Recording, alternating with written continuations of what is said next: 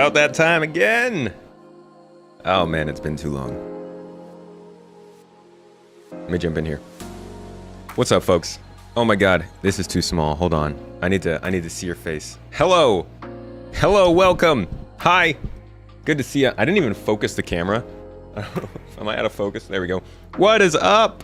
Yo, it's been like, what was it? I don't know. Long enough for a unnerving grunt to start off the stream. Thanks for coming in, guys. Welcome. Good to see you all. 3 words you never want to hear. Better than the 1 word you never want to hear. Something along the lines of, Well, I promise to never start a stream like that again. Hello, folks. How's it going? Deppa, dude, I see you coming in here. Hey, man, it's been a little while. I hope you're doing well. Thank you for the membership, buddy. Lord Vader's cape. Lord Vader's cape. Never got him killed, did it? Good for him, man. Superheroes, good superheroes wear capes. Better superheroes stay alive with them. Thank you for the Prime sub. Appreciate you. Folks, it's good to see you. It's good to be back. I know I was back earlier this week, but then we got swamped with the Starfield review, and I had to take off a couple of streams to make sure that got done. And it got done. It's... What is that, construction? There has not been any construction all day. I kid you not. There has been no construction for the whole day. And then this person just comes and says, "Is that Mrs. Tomato? Is that Mr. Tomato? Are they streaming again?" What a dick. Anyways, how y'all doing? I'm freaking pumped to be back. I'm happy to be back. We're going over some fun stuff today, folks. We're going to be talking about the Hull C. Hull C is coming into Star Citizen with 3.20, and there's a lot of history there. There's like, I mean, you know how it is. You know what we do. This is a deep dive. I've got all the videos up. We're going to go through the development history of the Hull C and look at the difficulties they faced and why it took so long. And then we're going to look at why it's getting into the game now and see if, you know, those two things line up. We like to put the magnifying glass on CIG every once in a while. And I know I've been out and about. I've missed a lot of drama, to be honest. It's been a hefty couple weeks, hasn't it? Any highlights for you guys? Anybody been really enjoying? How about the ship Showdown? I don't even know what's going on with that. I saw a close battle. Actually, let's pull that up right now. Let's see where we are with that. Reese, I saw you in here. First man, I see you coming in real early with the toes. Dude, we're going to be back in the States. Folks, we are back in the States this month. Me and Mrs. T. We're dropping Tommy off at her lovely doggy hotel. We're closing up shop here at the house. We're packing up the goods. We are headed back to the States for like 5 or 6 months. Yes, but still, the schedule is going to change up. I'm going to be online much more. I'll be able to play games with you guys much more. Some Halo, some Star Citizen, some Satisfactory maybe, I hope. And the stream schedule will probably change a little bit. Well, it might be a little bit later. I'll get back to you on that. I don't like hearing the fan in the background, but overall, it's going to be good times. Good times. I'm going to have AC. I won't be melting on stream right in front of your eyes like I'm doing right now. It's so freaking humid here, guys. It is terrible. But yeah, we took some time off, about a week. Had some family come in and took them down to southern Turkey. Got myself a little tan. I actually got a new tattoo as well. You can't really see it from there. I'm going to have to show you at some point. Got it right next to the baklava. His best friend, the teacup. It is the traditional Turkish teacup. Me and Mrs. T got the matching tea glass tattoos, and my sister and my cousin also did when they were over here. So it's been a time, and I have been Star Citizen deprived. So today we're getting right back into the development news. After I say hello, though, how y'all doing? Water Park, good to see you. Punji, with the toes, I see you avoiding those Starfield spoilers. My friend, when are you going to start playing, though? Like, how long until I can start spoiling stuff for you? Because I'm chomping at the bit. Vasten, good to see you. Hope you're doing well. Reese asking for the toes shirt. Hey, so what do you guys think of this? What if we do a shirt for Citizencon, or just on the store, and it says Toma, And then on the back it says toes instead of just toes on the shirt. Like to play with a couple of concepts, but I like the idea. I see you. Mrs. T's already got a design in the works for the garden. It's actually pretty cool. So you'll be seeing that too shortly as well. Cantor, hello. Moondog. If you're not first, you're last. I don't know about that, man. Can't say not last if you're not first. You gift a sub to skip the 20 seconds. Pay to play. Pay to play, Cantor. That's where we are. You're wearing your socks while matching this. Be warned. Yo. Your toes socks? Are your toes warm? My toes are stupidly warm. I said it already. It's humid here. And my toes are feeling it. You can't gift memberships? You should be able to, Cantor. People have been gifting memberships. Matt Sully, good to see you. You're not even good, though. He wears socks. He wears socks. He also got a gun, apparently. He's got a gun. He's got socks. Take him down. Great first impression video. Thank you. It settled my urge to hunt down $100. Cannot wait till day one and not go for early access. That's fair. You know what? That is completely fair. Like, wait until that day one. It's a freaking fun game. It's a great game. I've been having a blast with it. Mrs. T might actually be downstairs playing. I don't know if she's playing during the stream today, but she also got started on her own playthrough, and I've been really loving it so far. I have another video coming out about it next week, along with an exclusive video for y'all, a little connection between Baldur's Gate 3 and Star Citizen. I know that's going to get the jokes, but honestly, after listening to a video by Digital Foundry, I thought there was a bit of a link, a connection to make there, so I'll be putting that one out hopefully next week as well. And the monthly report, let's see what they worked on for Star Citizen in August. I think things are going to start getting exciting, at least monthly report wise, because they might not be telling us much in the lead up to Citizencon, but they're still doing work, and they're going to put that in the monthly report. So I'm pumped to see what kind of stuff they're doing in the lead up to the end of this year, because it does sound like they've got some big things planned. Eldarion, hello. Hello, my friend. Good to see you. Welcome. Voodoo View. Oh shoot, is that Info Runners? Execute. What's up, dude? How's it going, man? How you doing? You sleepy? Looking forward to seeing the Hull C. When are you getting into PTU, Voodoo? Cotton, holding it down on Twitch. Appreciate you being here, buddy. How you doing? Adam, hello. Jedi Menace. Am I going to be showing the memes of the Hull C? What memes? Hull C is meme. Is it meme fuel? Is it the shape? Because the shape it's suspicious. I know. They got to figure out a way to, I don't know, show it to us in a different orientation or something. You think we're only seeing the Hull C in game now because it's needed for Squadron 42? I don't know. I guess we'll find out as we go through these videos. Moondog, thank you for the safe travels. We're strictly talking SC today because Starfield content pump from everyone has been overwhelming. Dude, everybody is on Starfield right now.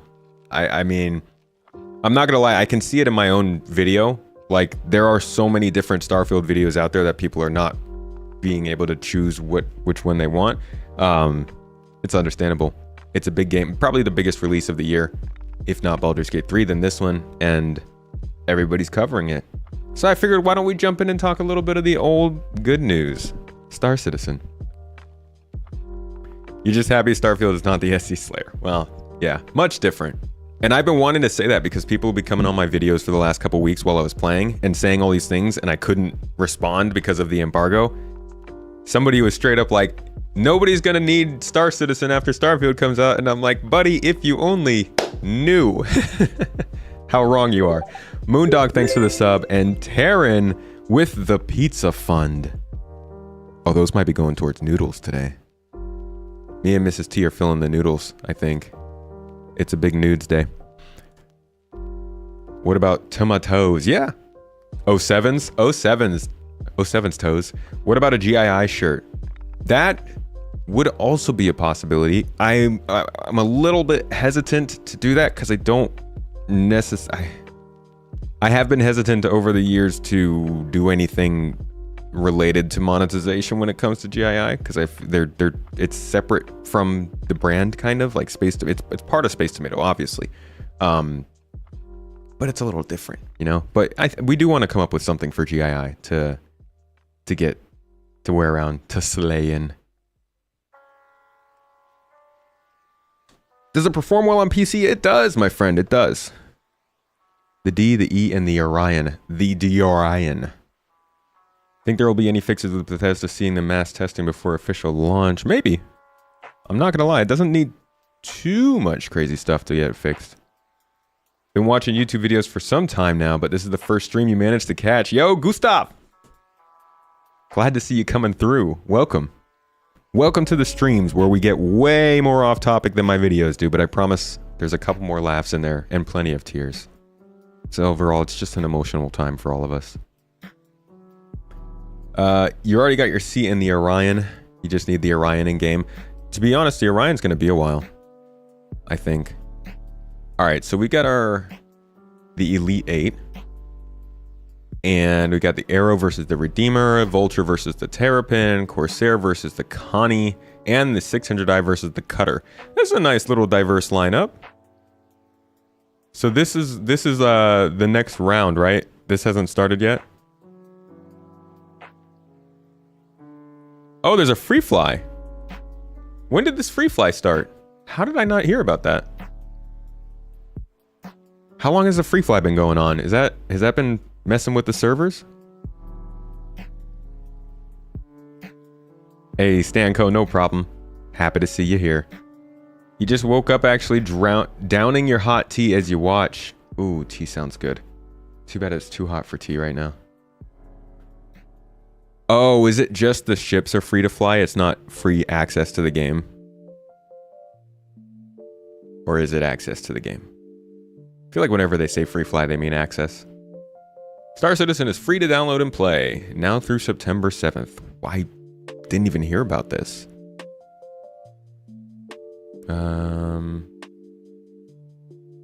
Discounted starter packs are available until September 8th. Interesting. Did you guys did you guys talk about this on the Inforunners channel? I listened to the whole episode, including your rants. which I was feeling, you know, it's everybody, you gotta let loose sometimes, blow a little steam off, but I didn't hear about this. Cool. Well, I hope people are taking advantage of it. He did. Oh, on the live stream yesterday. Okay. I just watched the one about the ship Showdown from a few days ago yesterday.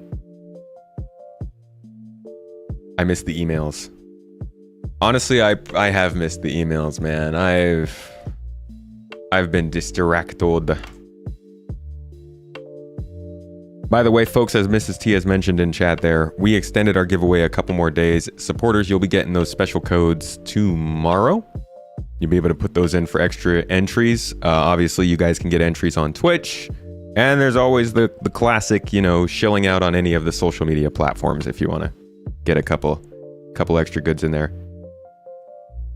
Terrapin will win it this year. I really hope so. Man, the Terrapin is... Oh, gosh. I would love to see the Terrapin get an update, but until we get proper exploration services in game, which is ironic because I'm going to put a video out about exploration in the game tomorrow, I don't see the Terrapin getting much focus. Not sure there's going to be a lot to play on that with Starfield pre-release going. Oh, well, you've always got some Star Citizen to do, right? Fall through a couple ships here, 30k a couple times there. Do some trading in the Hull C apparently now.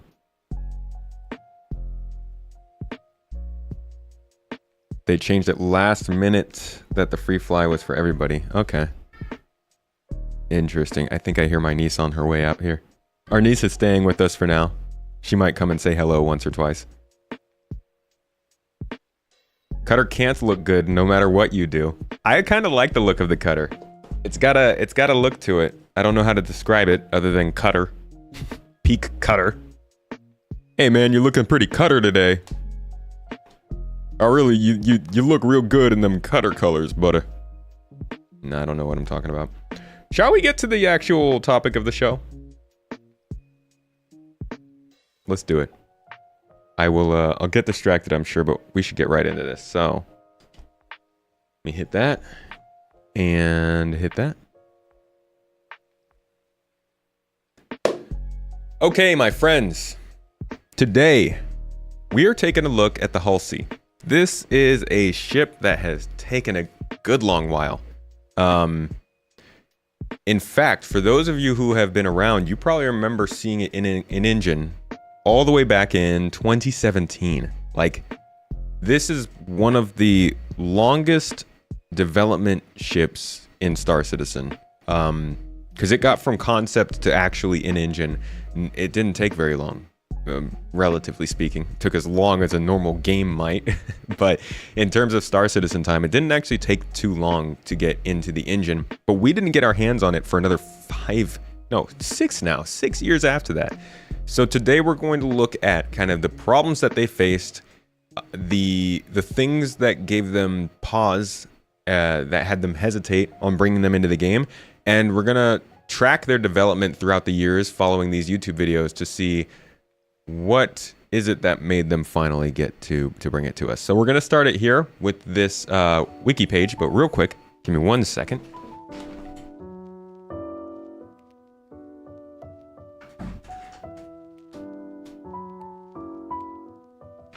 Alrighty, so first things first, let's get a little background, shall we? The MISC Hull C is often called the most common ship in the galaxy. It's actually kind of surprising to hear. Indeed, it is the most produced ship of the Hull range and is considered by many to be the most versatile, intended to hit the sweet spot between the smaller single-person transports and the massive super freighters that made up the rest of the range. The Hull C offers the expansive modularity of the larger ships while still retaining a semblance of maneuverability. This is funny coming from our... Is there even dark mode on this website? I don't even... Man, I wish there was, because this is very bright. I don't... It's weird hearing this, something like this. It's the smaller ship. It's the primary one that people like to use, because we're coming from the angle of, hey, our previous large hauler was the Starlifter, right? And this carries, like, I don't even know how much more, way more cargo. So from our perspective, this is a pretty big ship, but it is also the most common ship in the galaxy. There is dark mode. Help me out. Tell me how to find it. Is it over here? Is it down here? Hey, nice. All you got to do is explore a little bit. Thank you. So this is, it's a big ship. It carries a lot of stuff, but even then, as far as the lore goes, this is the most common ship. So when when the game is finally at a place where they can have spaceships flying around and AI doing stuff, and trading processes going on, we're actually going to see a lot of Hull Cs out there in the verse. It carries 144 32 SCU containers, which is gnarly. And they are the minimal equipable size containers for the Raft, Hull C, Hull D, and Hull E. I don't believe that's true for the Hull C anymore, right? Because we were seeing just earlier this week in the stream that it can be carrying smaller boxes than a 32 SCU. So that needs a little update. Going down here, is going to talk a little bit about the Hull C's history and put that into perspective a little bit more, the size. So the line launched in 2802, which is about 150 years, give or take, earlier than the game takes place. 4 standard models ranged in size from the efficient Hull A, which we have in game, to the gargantuan Hull D. Now that's an important distinction there. The actual range of ships only went from the Hull A to the Hull D. The Hull series quickly revolutionized interstellar freight, leading to the standardization of dockyards and cargo processes around the UEE. This led to long-ranging knock-on effects, including over a dozen outside companies being founded or significantly shifting focus to support the Hull design, such as Argo Astronautics launching its MPUV line of short-range cargo ferries. So that's a key ship when it comes to that is a key ship when it comes to the Hull series. The Argo MPUV is definitely the kind of thing that is going to probably play a big part in the larger cargo hauling jobs that people are taking when it comes to the large Hull series ships. And we've seen them a couple times in like little videos here and there. I think one of the key moments was when they were like dragging a derelict javelin with their tractor beams. But overall, the MPUV will be pretty important for this kind of stuff. And 150 years is not a long time in the grand scheme of things. So very recently, when it comes to the lore, everything kind of got updated to handle Hull Cs and Hull Ds and like these bigger cargo ships. In 2820, MISC developed a fifth super freighter called the Hull E, which has since become the de facto interplanetary bulk goods transporter, with docks around the galaxy, moving cargo containers back and forth from the huge ships around the clock. So the Hull C was the go-to at first. The Hull D was the large version of the Hull C. The Hull E was brought in completely as a separate kind of extra large ship. So the way that they're established is you have the Hull A, and the Hull B is like the large version of the Hull A. Then you have the Hull C, with the Hull D being the large version of the Hull C.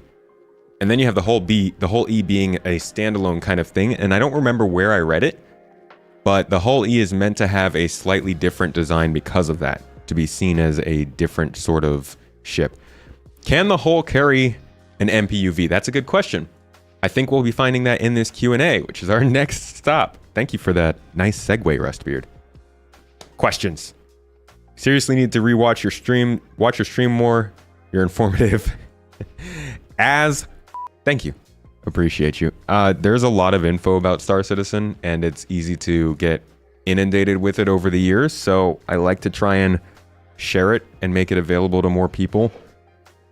Because you know what they say about your problems. The more you talk about them, the less they're problems. And I've got Star Citizen problems. So the Starfield buyer's remorse has started? Absolutely not. No, I'm currently working on another video for Starfield. I will probably end up playing it after this stream, and I was playing it for most of the day before the stream. I'm loving Starfield, but I can love more than one game at once. So here we are with Star Citizen. Wouldn't large tractor beam ships be way more effective than MPUV cargos? I think it depends. Like an Argo SRV might be an overkill, right? Because you can only carry one box at a time. So it might be better to have multiple MPUVs running the route than to have one Argo SRV taking up all that space and doing it itself. Maybe you could get like a barge and put a bunch of 32 SU boxes on a barge and then have the Argo SRV carry that barge. But then you'd still need something to offload them, which could be the Hull C's cargo tractor beams. I don't know. Hull C is almost same size like Connie. It flies fast. It feels a little too maneuverable when it's fully loaded though, doesn't it? Sounds like the MPUV became the DHL courier truck, with the Hull ship itself becoming the depot. I really do hope that once it comes to cargo hauling with the Hull C and the D and the E, it feels like that. It feels like you're setting up shop with your Hull series and letting people ferry that cargo back and forth. I think it's going to come down to the payout. They have to pay us enough for it to be worthwhile to spend that much time on it, you know? Too much to hold in one person's head now about this game. Oh man, yeah. Game should have licenses for different ship categories. Unlocking a Hull C license could unlock pilot contract to fly a company ship. That'd be interesting. Or maybe you get the license to run missions with that ship. With the Hull Z just tractor a planet over to another planet.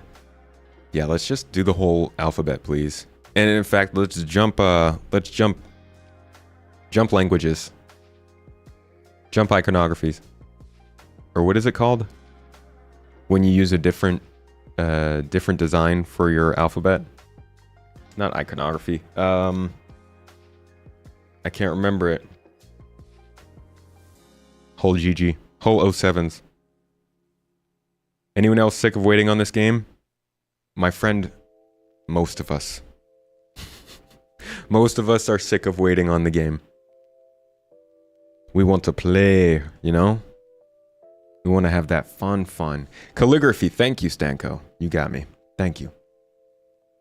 Wondering how likely the Hull E could be used as a mobile space station. Will it be able to hold fuel tanks and then transfer fuel from Hull to Starfarer? That was a question in 10 for the chairman. I almost pulled that up in here, but I figured we could stay out of 10 for the chairman for this one. It has sick SCU. Dude, sick SCU reference. I know you corrected that, but I'm going to stick with that one because I like it. Bruh, sick SCU. All right, so there's not too many questions in here I think are all that interesting. Let's see. First one says, would some of the third-party add-ons for the spindle accommodate cargo not in a container? So I think that's what you were asking about fuel, because they did mention something here about additions that you could add on. These are like quotes. Example. If you'd like to use the Hull C to carry salvage transferred directly from a reclaimer in space without needing to wait for the reclaimer to land and dock every time its hold is full. Man, these are old questions, right? That would be kind of a given for us at this point. We would just assume you could just throw the boxes on there. But then again, you'd have to find a way to load those boxes from the reclaimer into a 32 SCU box. I didn't even consider that. If you're transporting stuff in a bunch of smaller boxes, are we going to just be able to easily transfer them all to larger boxes for this stuff? Well, the answer is a case like this would require a special container that can open during flight. We're working on developing exactly this, both for ore transfers on the smaller ships and so that fighters can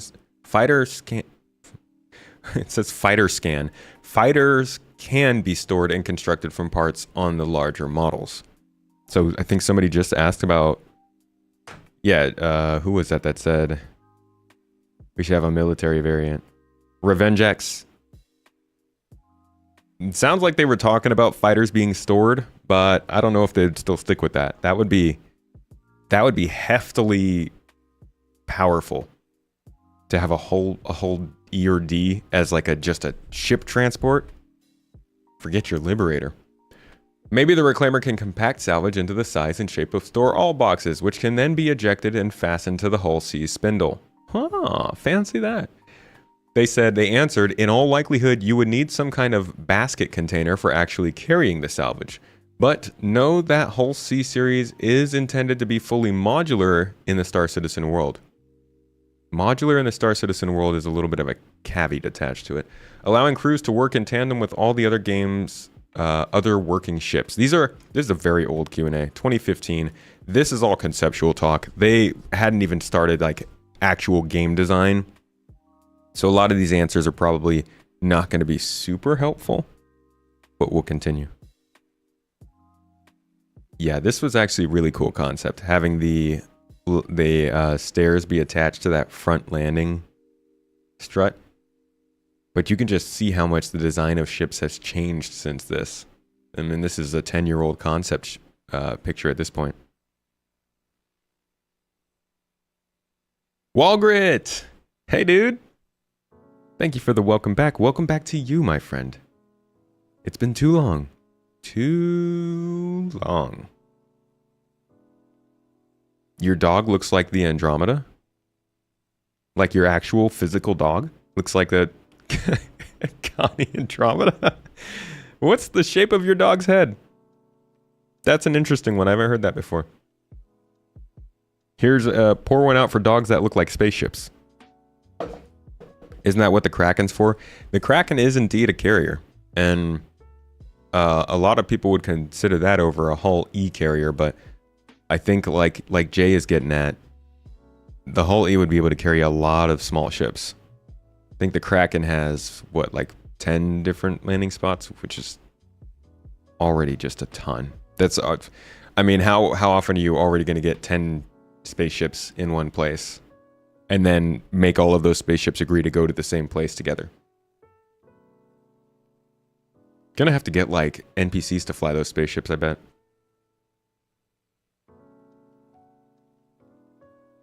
Skedo! What's up, man? How you doing? How you doing? Welcome back. Okay, this one's funny. Why would... Oh, wait, sorry. I went too far. This one wasn't super interesting. Internal cargo, we know that to be true. The center spine on the C, D, and E, is it large enough to have crew walk through it? And for that matter, is it hollow? See, these are... We look back at these questions and we're like, duh. But back then, nobody really knew. The answer was yes. We're still working out the details, but it should be large enough to walk through on the hull D and E. Ho-ho! So they didn't even have the C plan for that. And large enough to crawl through on the hull C. So the ships got bigger since then, for sure. And you can now walk through it on the hull C. In all of these ships, it will be advantageous for an engineer to be able to reach the drive unit on occasion. As we saw with our last little tour of the hull C, there is a spot for engineers in the back there. Stephen French, how you doing? Oh, okay, it's got 4 small and 2 medium pads. That's way less than 10. Still 6 ships.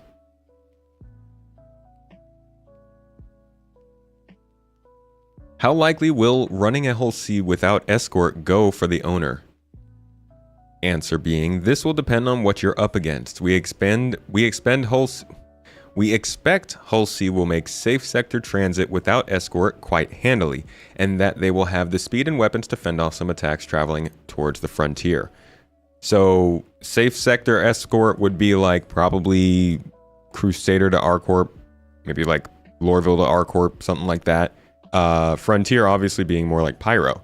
So this is really important to the whole idea of hull C and large cargo shipping, because part of the risk of shipping so much stuff in one spot is that it's easy to get attacked all at once.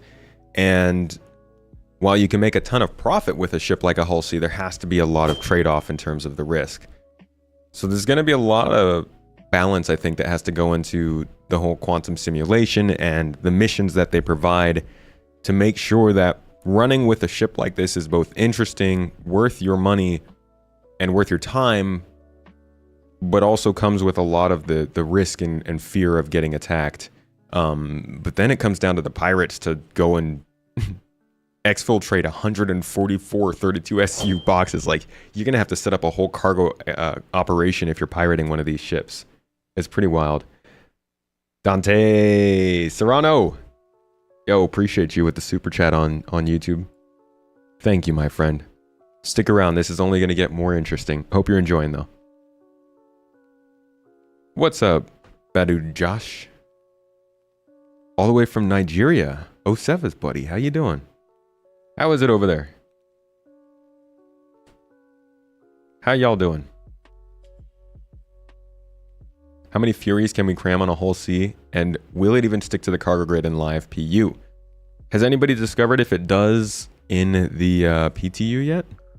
That'd be interesting. Oh man, my computer is spraying so much hot air on my legs. I hate it. Okay, is the discrete not an option now? This is a different ship. We don't need to worry about that. What do the other 2 crew members do? I thought this question was super interesting.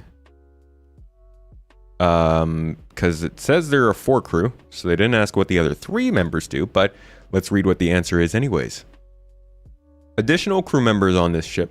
I guess they mean like, what do 2 crew members do on top of the 2 that would already be needed?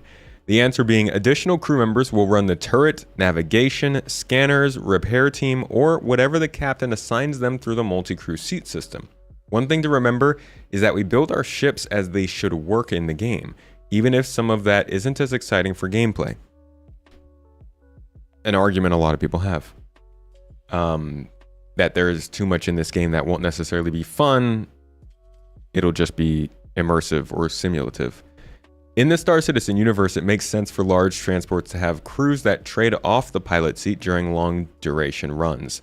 And we've seen this in the hull C. They have a specific spot for the pilot, the navigator, the engineer, and captain.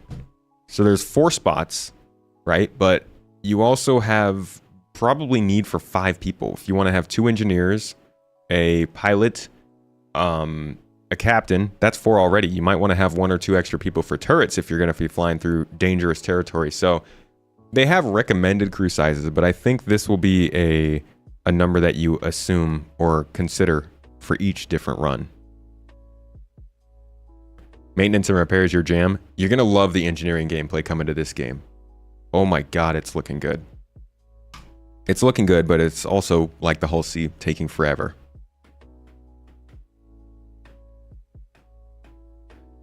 You good over there, Josh?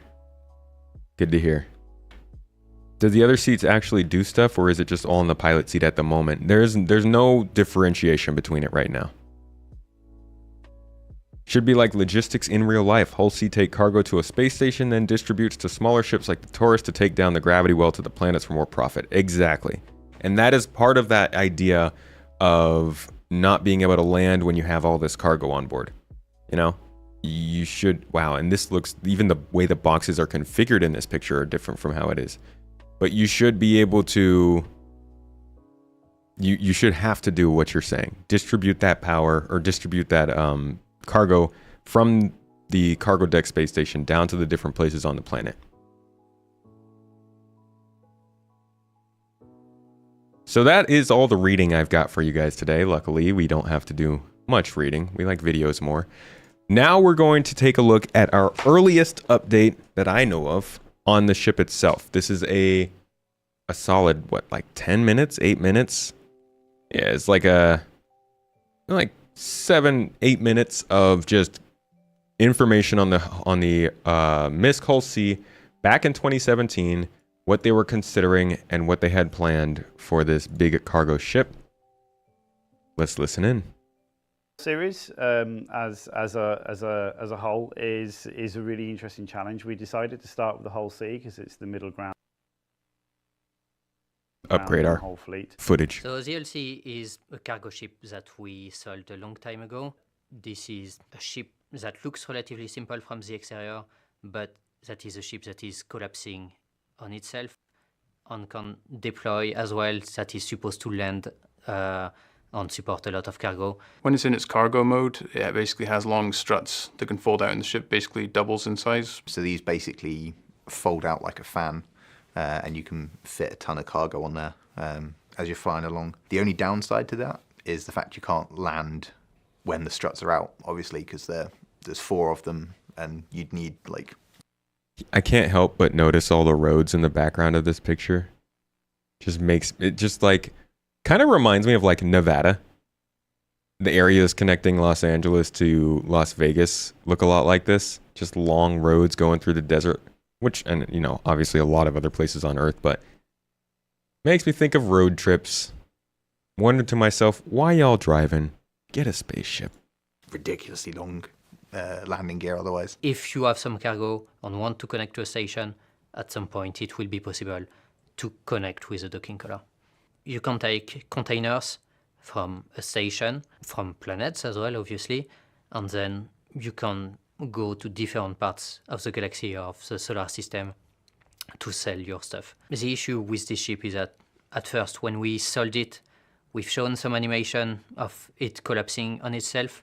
This is one of the most complex parts of any ship in the game right now. The cargo spindle in the middle, this is supposed to deploy in a specific way.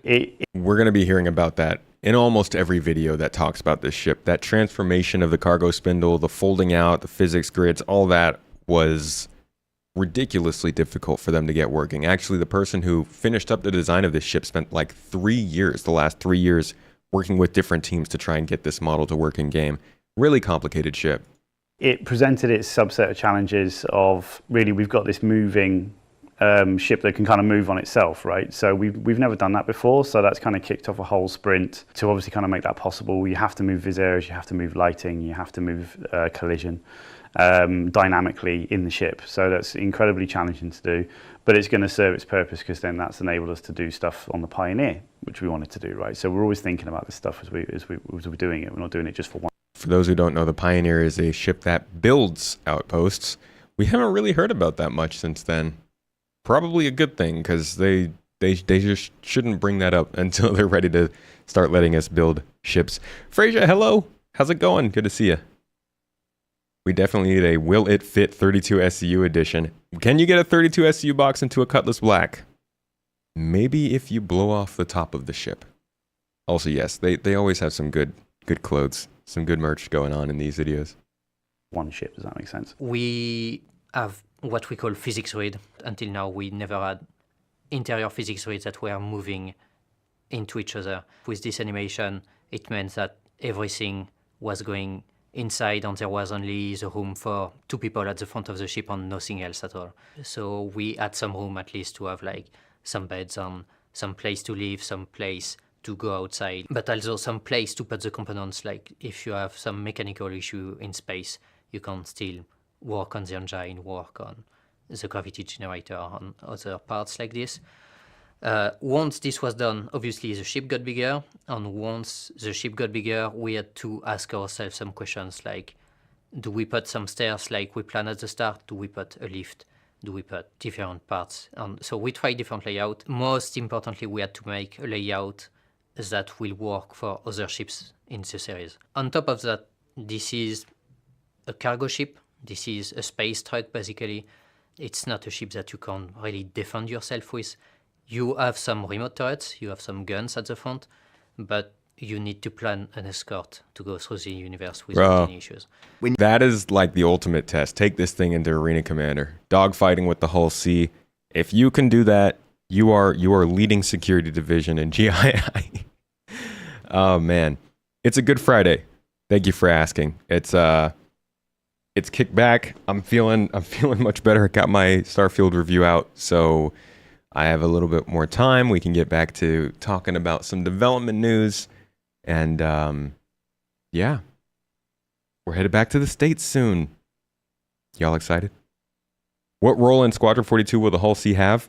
Probably just like a set. I imagine it might be a ship that you have to board because somebody's boarded it and attacked it. Like some small mission here or there where there's a Hull C there. I haven't heard it confirmed that the Hull C's in Squadron, but I wouldn't be surprised. They need interesting military missions to do, and the Hull C is a good platform to have something on, I think. It's not a super massive ship, but the cargo complications can make it something fun to be around. When you look at it, it looks like a MISC ship. Like, you know, that's kind of, you know, the sort of primary goal of the ship guys, to make sure it sort of gels with the other ships in that manufacturer. An escort. So, you know, when you see it flying along, you know it's a MISC ship, and, you know, it's got this kind of stuff inside it, and, you know, you sort of know how to use it, kind of thing. Graham's, look at that. They were flying this thing around in their own builds 6 years ago. I remember seeing that, and I was like, oh, man. Guess we'll be getting that soon. Ha! 6 years earlier, Space Tomato. You're funny. Got this kind of stuff inside it, and, you know, you sort of know how to use it, kind of thing. Graham's done a really nice job on the exterior as well. Like the struts on the arms are crazy complicated to do. Like the mechanism for that is really insane. So yeah, in the interior for the Hull C, like I quite like the sort of engine room at the back, just because it sort of gave me the rear portion of the ship doesn't have didn't have any concepts or anything. So I basically took the shape that Graham had sort of carved out from the exterior, and it put some like crazy 3-tier engine bay in it, which you know, it looks it's quite beautiful. interesting. The bottom area is just sort of art gubbins, effectively. So you've got these large kind of pulses that go to the engines, and then you've got a sort of lift that takes you to a component floor with, you know, power, shields, gravity generator, and all that sort of stuff. And then the top floor is just like an external sort of airlock out to the back of the ship, with a little sort of like viewing area that you can stand on if you need to check the engines and stuff. But yeah, that was it got considerably larger than the designer's blockout was like a tiny little box for the back of the ship, and I managed to wrangle some. Oh my god, that was tiny. Look at that. Looks like a little skeleton version of what it is now. You'll probably be 87 when your Orion comes out. At least your grandkids will get to play it. Back in my day, we had to mine with a bunch of prospectors. Now you got yourself an Orion. That's you, Cantor. That's you at 87. Yeah, massive 3-tier sort of area. So yeah, push it as far as you can. But luckily I had sort of Nate's art direction to sort of pull me back a bit, because I quite like colour, so I was sort of throwing in a lot of very heavy colours, and he was just like, calm it down, which was quite nice. It's got a lot of cool things about it. My personal favourite thing about the whole ship is there's the habitational area on the top of the front of the ship, and the guys have put in this wicked little kind of slat window that outlooks into the folding arms section. So you can kind of sit there, and when the ship deploys, you can just appreciate this beautiful kind of unfolding, slow, deliberate kind of movement to it, almost kind of like 2001 rotation. Does that make sense? That is incredibly cool to look at, and I think it's going to be very cool to see people kind of latching on cargo and stuff onto those arms from that window in specific. You can feel a lot of MISC intentions in the ship. This is older, but this is still a MISC ship. The MISC style itself is very kind of clean and clinical in that respect. Like the walls don't have any of the the fluffy pads or pillows and stuff that the like Retaliator and stuff has. We already had a very established kind of style between the Freelancer and the Starfarer, so it's really kind of taking that should we say that foundation from those ships and really kind of building upon it. So the development cycle is fairly kind of painless now with MISC ships. It's we can kind of they come in and we're pretty efficient on the production side of actually developing them. When I'm making a ship, I just try and look at all the other ships in the range and then just try and take design cues from each of them and fit it together so that they all look like they've all come from the same factory, basically, or they at least had the same designers on them. He said the development of a MISC ship is pretty straightforward from there, except for the whole series. Man, these ships, like, just looking back on it and realizing 6 years has passed. Whew. The Hull C has completed the final modeling and surfacing stage of final art and is now being tended to by multiple teams working on animations, UI, audio, and tech art. Once work on the ship is complete, the resources and practices learned here will be applied to the other 4 variants of the Hull lineup. Just thinking about it brings a smile to my face. Trust me, it's there, under all this hair. So at that point, 2017, like he said, they were working on it. Tech art, final art, flight prep was getting going. And then they realized it wasn't going to work. And that's where we get to the next video, where we start asking more questions. That is actually 3 years later. So there's a pretty big gap here of stuff that I couldn't really talk about the Hull C between 2017 and 2020. But generally, this video will still catch up on kind of what was going on with the ship and why it was taking a while longer at that point. Yeah, around the verse, that was back in the day. That was before they changed it up and made Star Citizen Live. They were doing, Inside Star Citizen, they were doing like 4 or 5 shows a week at that point. We were getting Bug Smashers, Around the Verse, Calling All Devs. What else were we getting? Nope, can't remember it. But we were getting quite a few different things going on pretty regularly back then. Obviously, because they were more about sharing the info than making the game. And as time went on, they started to get more and more people that were dedicated to kind of making the game and putting the teams together, and less about the marketing kind of stuff, even though we all can see that marketing still has a pretty heavy hand. Reverse the Verse, that's one of them, right? And Lore Maker's Guide, yes. 10 for the Chairman ended, I think, back, around 2017.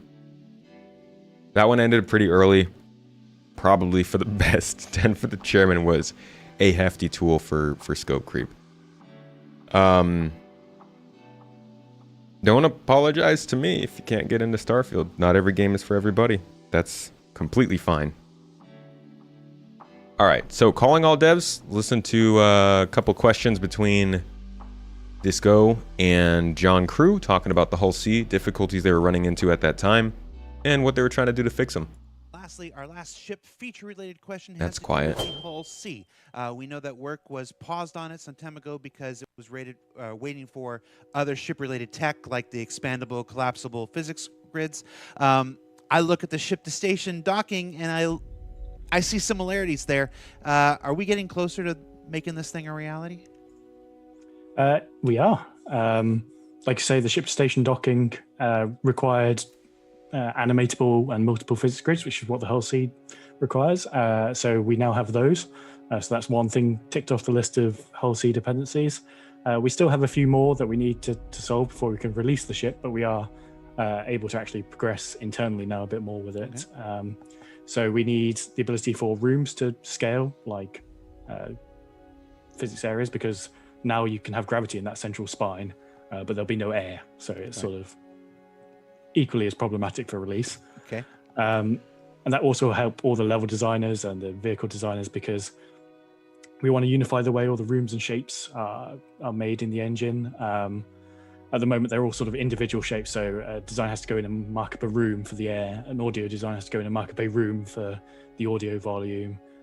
Art have to go in and mark up a room for vis areas and portals to stop light coming in. So you want to all put them into one single feature that can support scaling, and then bam, that's the Hull C part solved.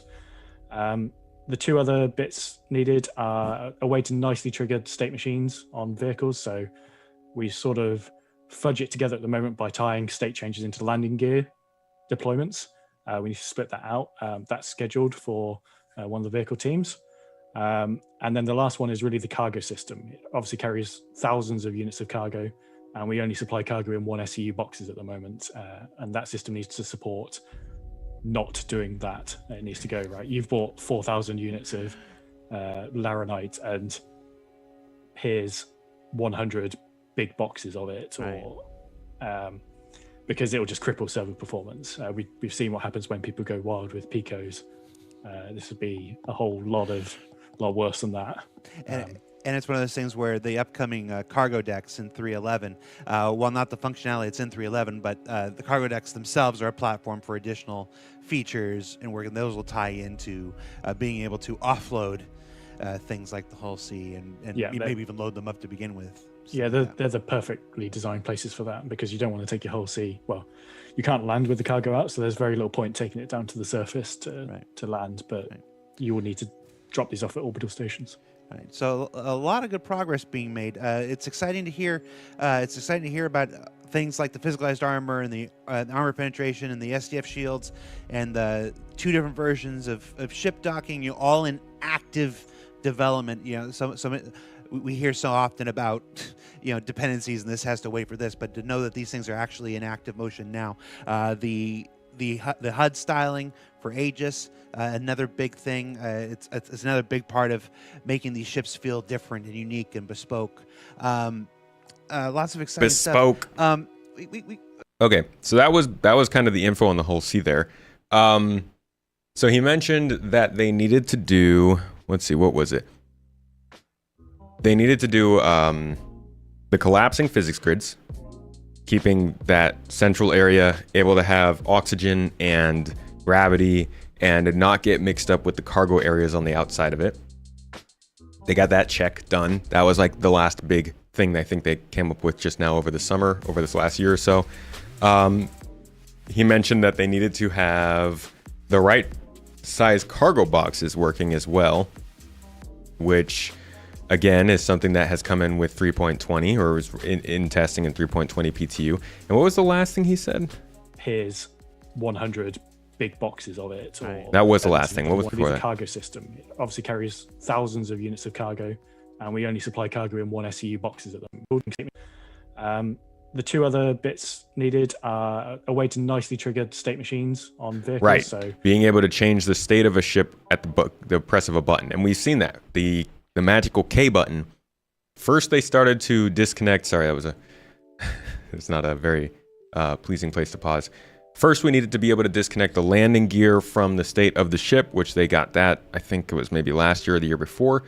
And then more recently, the kind of VTOL thrusters being able to change on their own, and the state of different ships having like a transformation mode. All of that has come in the last year. So it does make sense that we're starting to see now the Hull C come together with all of those things being fixed. That the last part that was probably really important was the economy changes, but he actually didn't mention that in this one. What I do want to hear about is they mentioned, could have sworn they mentioned physicalized damage somewhere here. We won't get too tangented by that though. Why not make the spindles individually retractable so you can land the Hull C planet side? They don't want you to land it planet side. It's like the whole point of restricting it. It creates different levels of cargo transportation. If you can restrict the large transports to orbit, however you might, I think it just makes for a better balance of missions. It makes other ships more important and more useful. So I think that's really where it comes from. They obviously could have come up with some kind of hack to make it work on planets, but I think it was very important that the whole series, the larger ones specifically, were limited to just space. Generally do not respect negative, non-productive mean repeaters, but you like to have them make cameraman jokes in the comment section. Oh, you are not talking to me. Jaybird, how you doing? Good to see you. Don't know if I answered this 1,000 times already or not, but who do you want to win the ship showdown? Between the people that I saw in there, I would love the Terrapin to win. Always been a big turtle fan. I like the Terrapin a lot. It's a nice ship. It was also like, I think the first ship that I really loved from this game when they introduced it. Oh, Frenchie. Yo, dude, sharing the love. Thank you for that, Frenchie. Dropping some memberships over on YouTube. Welcome to the, I still don't have a good name for it. Membership club just does not ring like sub club. Membership, folks. Welcome to that. That's the one. Good choice, if only it had its gameplay. We'll have to test that a little bit. Oh, the Terrapin, you mean? Yeah. My favorite thing about the Terrapin, let me show you guys when I fell in love with it. Sound.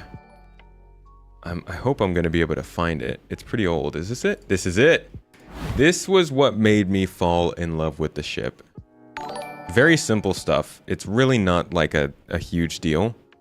But back then, there wasn't much that had gone into ships just yet. So this came off as more impressive than it does now.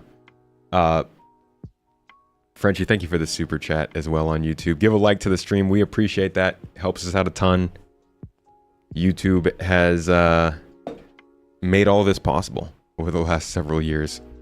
So the more we can share with other people on YouTube, the more maybe we can find other folks who are interested in this stuff. Thanks, mate. So yeah, this is a pretty cool video. I like it. Differently and dynamically to the pilot input.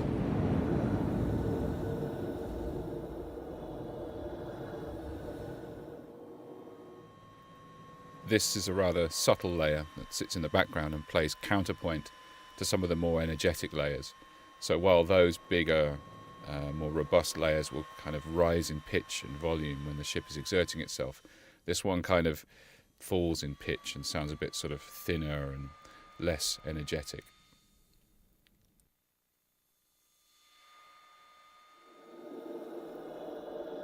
This rotation layer more specifically picks out the pitch, roll and yaw inputs.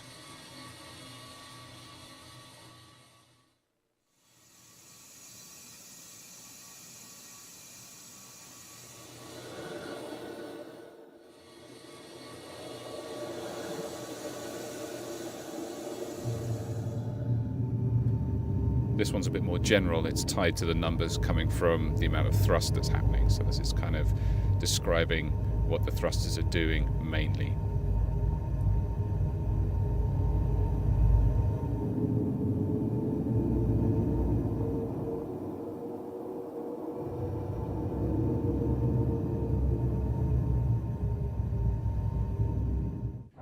Then we have our surge layer, which is more momentary, and it picks out larger thrust events. So lots of acceleration or lots of deceleration tend to push this layer up. Here's the strafe layer now for when we're doing translational maneuvers. And that works obviously in concert with the rotation layer.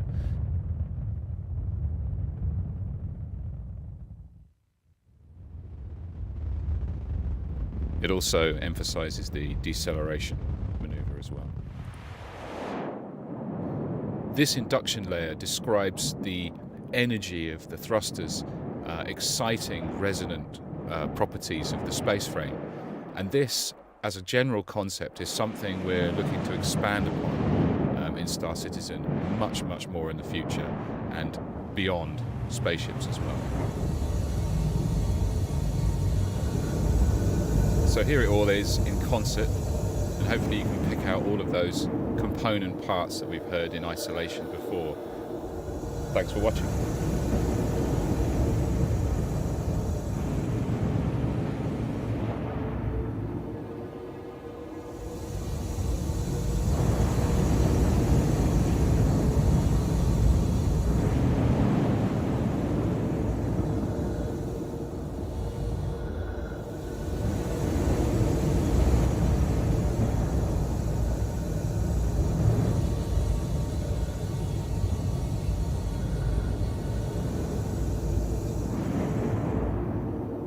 So this is something that, like, obviously they do it for all of the ships, and it's in game right now.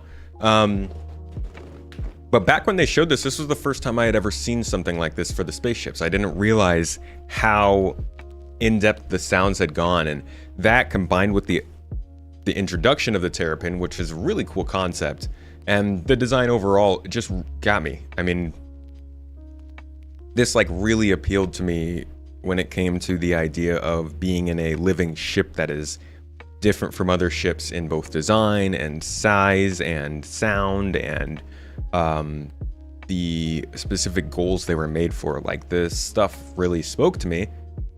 And even though the Terrapin was super overpriced, I remember I shelled out the money for it. This was like, I think of maybe the last or second to last ship I had bought for the game, but I was super into this. And unfortunately, the Terrapin was basically dropped. I mean, they didn't have anything really to do with it. It was the first ship introduced with physical component areas, which was another highlight of the ship. And then obviously these sound effects were really cool.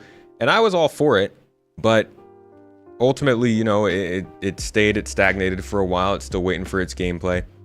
I love what we saw here. And this, like a lot of the stuff that they do to sort of talk about and even sell this game at times, spoke to that sci-fi nerd in me. And I can't wait for this to be updated to whatever it is supposed to be updated to whenever that happens.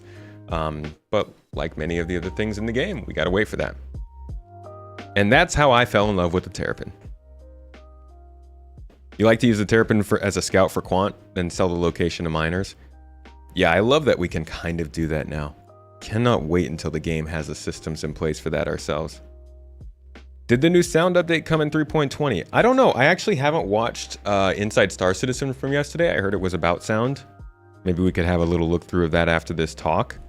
But I'm guessing whatever work they are doing on it right now is probably going to come in like 4.0 or whenever their next big update is. Amazing early impression video on Starfield. Thank you, Skippy. You been enjoying it, man? Oh yeah, it also has really cool VTOL. Good call, Jaybird. Thanks for the super chat, by the way, man. Look at Team Tomato is in here dropping a bunch of super chats on us. Appreciate you guys. Thanks for passing those memberships out to the folks in chat as well. If you just got those, make sure to check out members only videos on the front page of the YouTube channel. You got a couple exclusives to go watch. Sounds are amazing. Can't wait for that ISC to become reality. I'm excited to see what they're talking about there. Hey, Drazen in here too. Yo, it's a Team Tomato roundtable. You know how hard it is for us to all get together? We just need Stoic in here.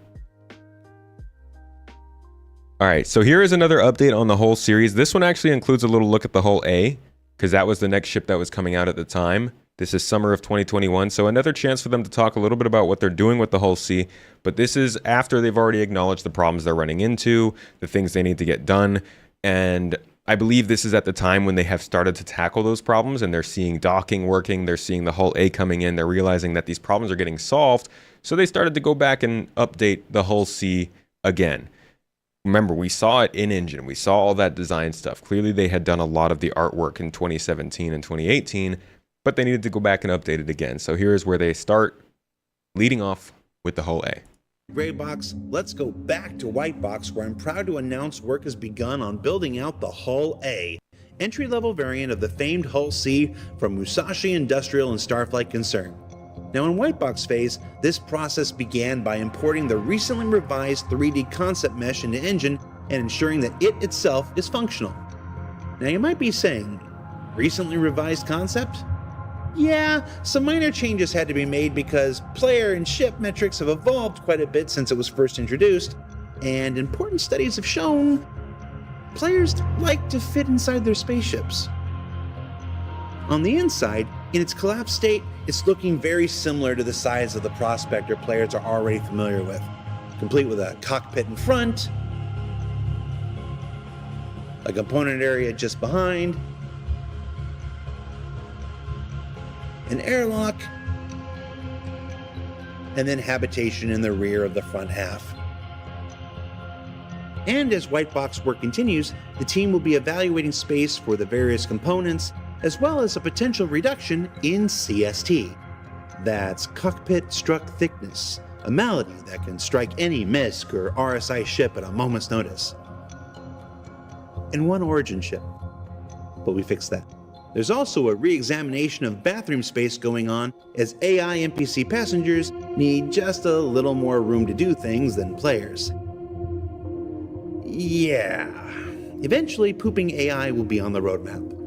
You can bug Jake Bradley for the win. AI poop. Whitebox phase is also where we test things like landing gear position so the ship doesn't fall over, which is extra special important with the Hull A because of its expanding and contracting substructure, where timings are being adjusted, and especially the clearances, because the Hull A is intended to successfully make landing both collapsed and with its cargo racks fully extended and filled.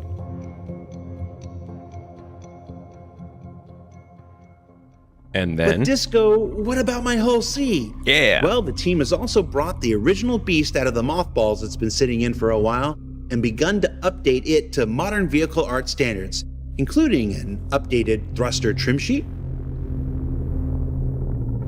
Nice. New headlights up front. Nice. And crucially, upgrading the materials all over with the recent hard surface shader in a comparison you can see here. No, I don't know. I'm almost tempted to say that the old one at least looks more like industrial. Hard surface shader in a comparison. But I don't know, maybe not. It's got like that really sheet metal look to it. Whereas the new one looks a little bit untextured. But again, that was before. I need to go back and check how it is in game now. But I did like that old version. Especially that side trim.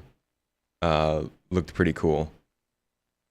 Maybe it looks better in gray than blue though. In a comparison you can see here. May we never speak of the Ilum shader ever again. They've also gone back and added VTOL thrusters, missing from when the ship was last worked on, because while it won't be able to land fully laden like its Hull A little sibling, you can still expect to do so in its collapsed state. So that's something confirmed from that stream that we had earlier this week. The VTOL was able to keep the ship up by itself, whereas without the VTOL it would sink down below, so confirmed from the mouths of CIG themselves. Inside the ship, work continues making many of the same types of upgrades to materials, signage, and general scale, including cutaways for many of the new components that have been developed since the Hull C was last worked on.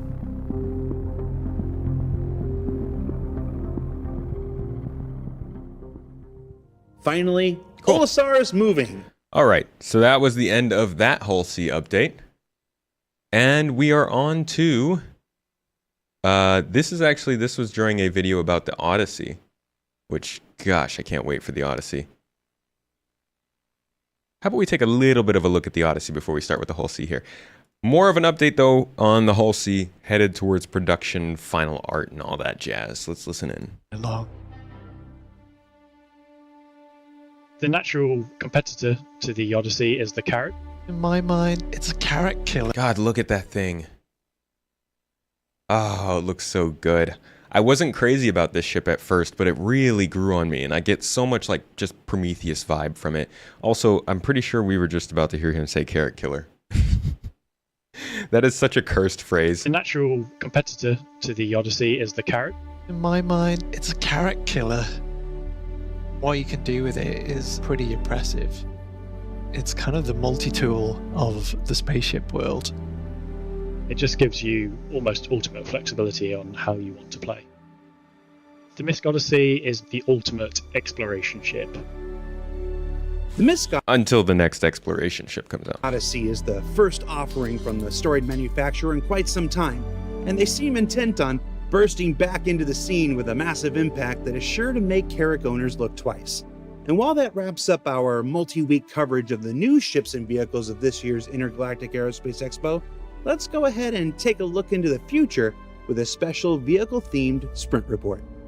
To get things started, members of the EU Vehicle Content Team Starting with the Hull A again. attentions to the Hull A and Hull C as they continue refining the work previously done in order to bring it up to current standards and, perhaps most importantly, metrics.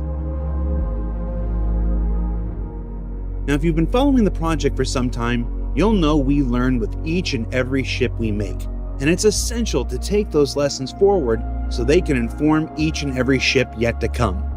Now, while the Hull A continues its journey through Final Art exterior and gray box interior, what you can see here with the Hull C are the results of not just some recent lighting passes, but an effort to update the interior scales of certain areas for improved player and NPC comfort alike, addressing those metric issues and experimenting with some early attempts at new building block screens for tractor beams and the like.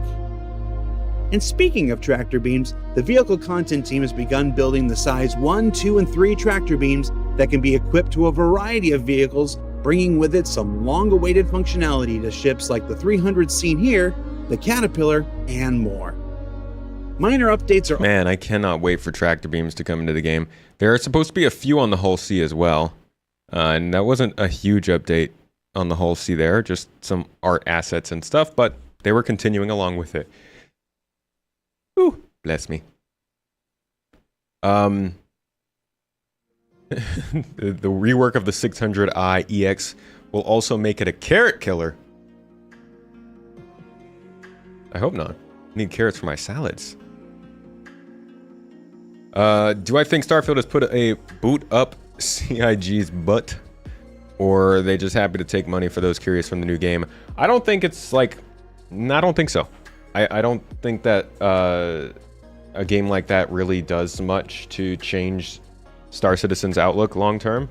I mean, it's definitely going to be a fun game. It's fun for the space genre. If anything, it probably helps give people more introduction into space games. But they're pretty different games, to be honest.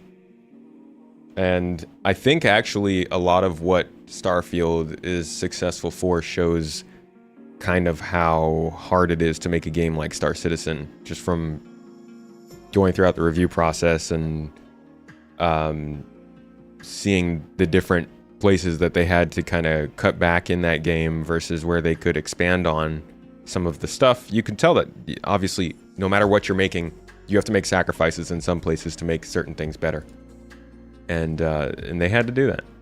But no, I don't really think that's going to change much of Star Citizen's development process. I think they're on a timeline that they have set. It's in a vacuum, and they just have to make sure that they have enough money to do that. You've been waiting for the Taurus tractor beam. Yeah, seriously. That's one of those ships that really needs to have their tractor beam to stand out. The Nomad is another one. Oh my gosh, the Nomad with its tractor beam is going to be such a freaking... It's going to come out of nowhere. I can't wait.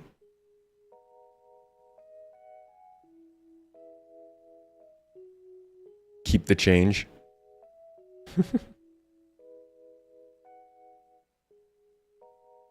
All right. So another update to the Hull C here. We're getting pretty close now. This is less than a year ago. See what they have to say. And finally, before we let you go this week, let's go deep inside the Hull C and take a nice long look at its current interior.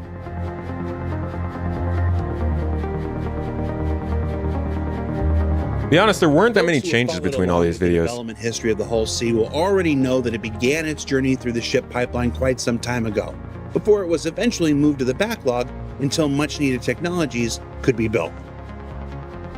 When it came time to pull it out of mothballs and start up again, many aspects of the shipbuilding pipeline had continued to evolve, along with the visual expectations of everyone involved. So while work on the upcoming cargo refactor continues, members of the EU vehicle content team have been gently bringing the Hull C up to modern Star Citizen standards. This includes work on new tractor beam and remote camera UI being developed with, I'm sure you've probably guessed it, the ever popular building blocks tech, which will allow players to successfully operate this unique addition to the persistent universe. See, now that's kind of a bummer because we're not getting that tractor beam UI with the Hull C. It might be coming in the next update to follow, but we still haven't even seen it. So I'm hoping we can get an update on tractor beams in the following update after 3.20 and not some further update after that. Do I think the Hull C in game, with the Hull C in game and the big backlog of ships, that we won't see the Hull B, D, or E for a while? Maybe the B and the D. I think the E is going to be a while out, though. And while its smaller sibling, the diminutive Hull A, is scheduled to arrive before it in the upcoming Alpha 317, we'll continue to check in on this economy-altering vehicle as it continues its long journey from concept to completion. So what did we learn this week? That the Hull C was still a whale away. A little. God, I hate my brain. I don't think that your mule is going to be made not useful. The whole point of this game is like everything is supposed to be useful, right? So even if they go stepping on the toes of some ship, I would expect them to come up with the reason for that ship to still exist. Otherwise, they're making some pretty big mistakes. And there are a couple places where that might not be true.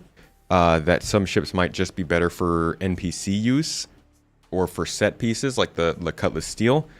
But your mule should definitely still be useful for something that other vehicles and ships can't do. So I wouldn't get rid of it based on what it's looking like right now. But, you know, it's worth keeping it in mind. If you're not married to it, then by all means get rid of it. I mean, you know, no reason to keep something if you're not super passionate about it. The reason why they are seeing the Hull C now is because it's needed for Squadron 42. Cargo gameplay for it is very, very poorly implemented. That's, I think, the third time somebody said that in this chat. Did somebody say that? Was that confirmed by somebody at CIG, or is that just kind of a rumor going around? You own the D and E. Was it in like the old script that was leaked or something? Where is the Hull B? That we do not know. I don't even think that's on the progress tracker. Let's see. Robert. Let's take a quick look at the progress tracker and see if that's on there. I really, really doubt it. But never say never. Shh. It's actually the only one that's not on here. Look at that. All these other ones though wouldn't be like this stuff isn't, that's not actually gonna get finished. Hull D and Hull E are nowhere near being complete, I imagine. Interesting that the Hull B is not on there though. Not even for like, because this is vehicle concept art team. So this is reconcepting going on with the D and E. So if the B needed to be reconcepted, you would imagine it'd be on here as well, but it's not. So I wonder what that's about. All right, God. Always something. Always. They literally just want me to be sealed inside this hot box with my computers melting. You guys could, you know I'm streaming, you could just not do any construction. Nobody needs construction, right guys, right? This stream is more important than whatever construction they're doing, obviously, right? Right? No, they can do whatever construction they want. Make your money. Raylan scheduled for 2024. Yeah, I hope so, but I don't know. Is the Odyssey in the progress tracker? I don't think it is. Oh my gosh, it was really hot in this room. I just opened the door and it got so much cooler. I don't think the Odyssey's on here. It is! Look at that! That's old news work. That's very old news work. They're gonna definitely add that back to the progress tracker at some point. Vagabond, dude, how are you? How you been? You just out here building stuff over here, huh? You down the street riveting some boards into a house and you didn't think to stop by and say hi? It has a Squadron 42 icon next to it to let you know it's needed for Squadron 42. That's fair. It is in the game. But does that mean that it is built for the game?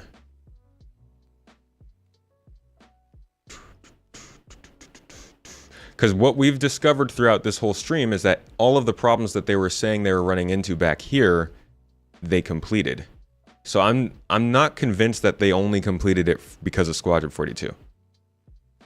Like, I would want them to come out and say that for sure. Because if that's the case, then that means we probably won't be seeing any sort of economy update for the next year. Otherwise, maybe it's completed because they do want to be able to start expanding on cargo hauling gameplay. And they're talking about cargo hauling missions.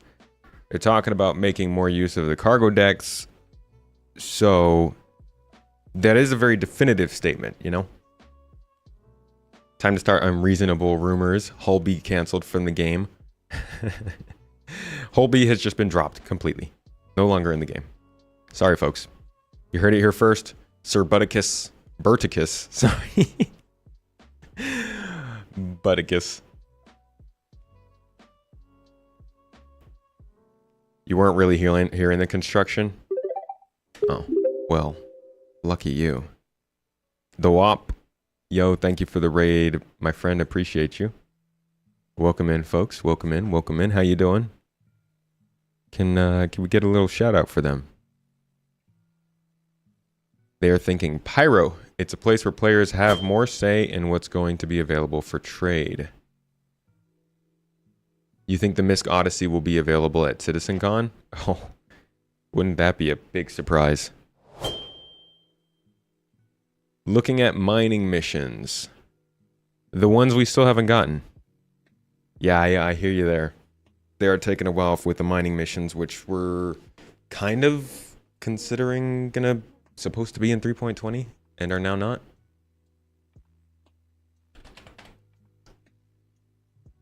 Mining resource rush. Yeah, see, they have not talked about them. Starfield stream when? I was considering ending today's stream with Starfield, but maybe tomorrow instead. I'll be on the captain's table tomorrow to talk about Starfield, so I might do a little stream beforehand.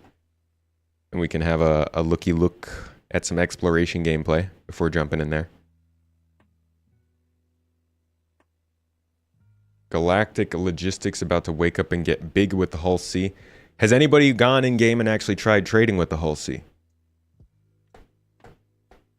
Rinze, I love your tomato. I appreciate your tomato. That's a good one.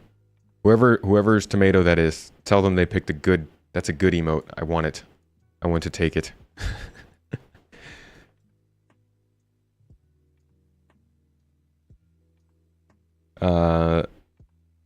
Yo, thanks for dropping in, Doop.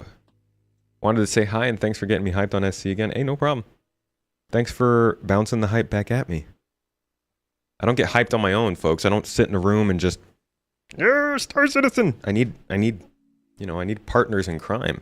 It helps. It helps when other people are also excited. Which is why generally when things like this summer happen, you notice a lot of people sort of getting a little bit less excited about the game. We're very group mentality things, humans. Super, super into friends and stuff, you know? Watch the MISC Odyssey video. Take note of all the ships they showcased in that video. Which one is not released? There is only one. But are any of them as big as the Odyssey? The new combat rework looks like a nerf mood. Master modes make things harder. We actually had we did one of these Revenge X, these deep dives where we sat down and looked at the lead up to master modes and why it was implemented, and they talked a lot about why they were doing it. It is a bit of a nerf, but it's mainly a nerf on speed, trying to get people to slow down a little bit so we can have more interesting battles and fights. And I think it's not really going to be all that interesting until we start getting things like the physical damage system on ships, so that people aren't just blowing up all the time in firefights. I hate to draw a comparison to it, but take Starfield, for example. There is a lot of focus on the speed of the dogfights in that game, and you do notice that the slower you go, the more the dogfights feel like, I mean, it is kind of a turning battle, because you're fighting NPCs, but it does start to feel a little bit more like a battle. Same with Elite Dangerous. It's almost the same type of system. You keep yourself in like the sweet spot of thrust, and you get a lot more visceral experience when you're dogfighting. Now, I personally have never really liked Elite Dangerous fighting model, but I get why they went with it. They are closer to 4.0 than people think. I don't know, I've been thinking it's pretty close for the last like year and a half, I'd say. Year. Oh, I need SC hype. You got hype, Vagabond? Bro, I miss you. I miss talking to you in Discord. You gotta jump in the garden every once in a while. Give me my daily dose of hype. Or weekly. I could take a weekly dose of hype. I'm cool. I can make it last. I can wean myself off every once in a while.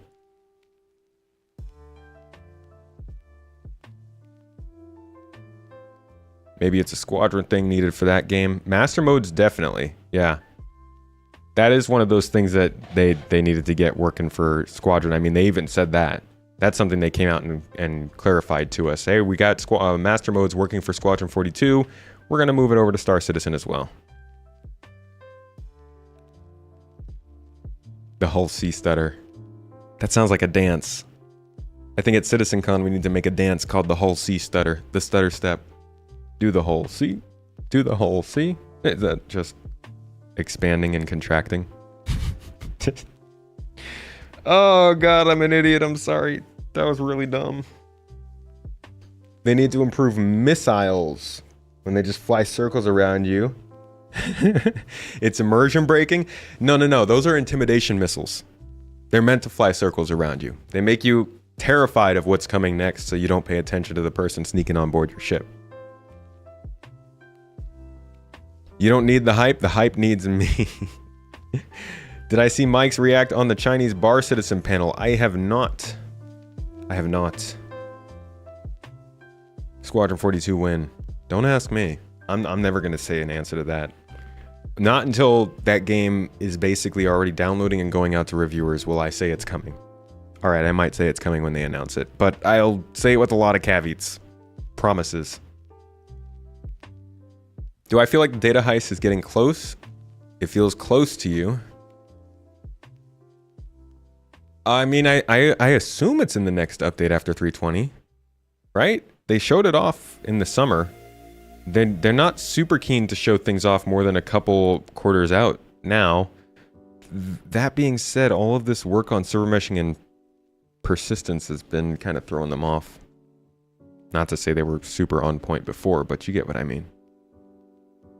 Which Star game is better for casual player? Oh, definitely Star Fox 64. If you want the most casual friendly Star game there is, Star Fox 64 will take you home, tuck you into bed, and tell you the best bedtime story you could possibly think of, and my friend, you won't come back from it. You want hype? This is hype. This is hype. Good times all around. Man, I missed that game. That was a really fun game, except I hated Skippy, always getting into trouble. Seriously, great game. Do a barrel roll. But no, Starfield is definitely the better casual game. I mean, it's released. Like, we can make all the jokes we want.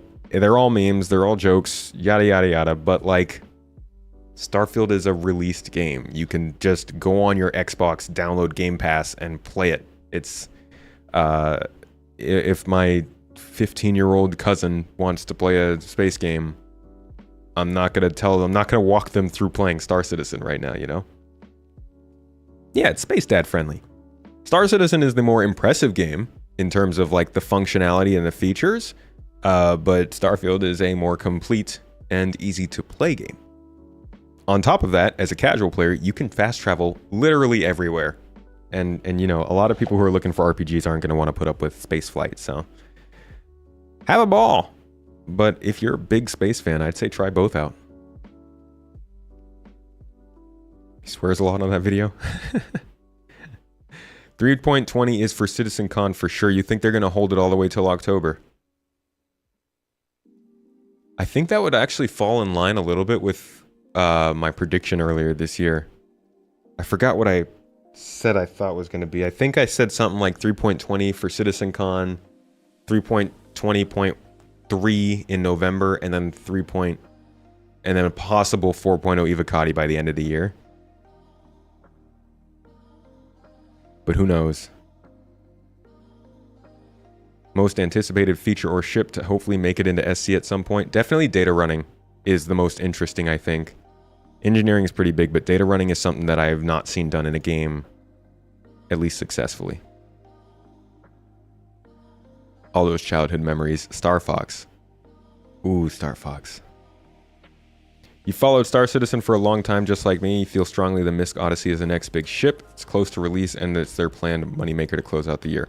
That would be really cool, but if it comes out without its gameplay, I don't know how useful it's going to be.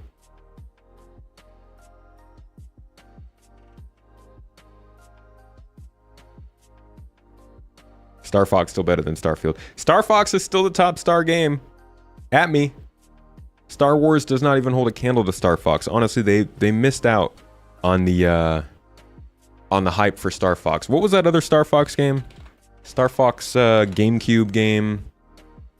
Was it Adventures? Star Fox on the GameCube. Yeah, I think it was called Star Fox Adventures. This one was pretty dope. But, like, I don't know what they missed here. It was a cool game.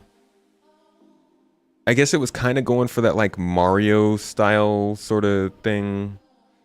A little bit.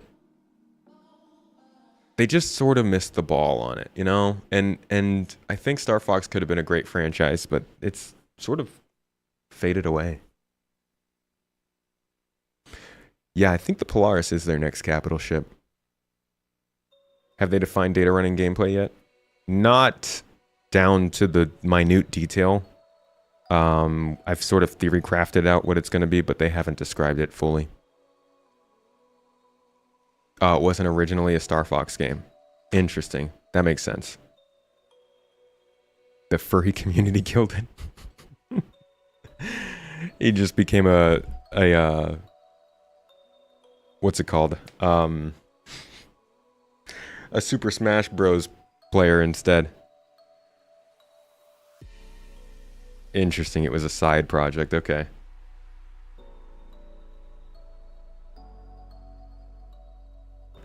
All right, let's finish up this Hull C stuff so we can talk more about this good stuff. I mean, Star Fox conversation could take us into light years of tangents. Let's finish this up for the good people who want to see more about the Hull C's development.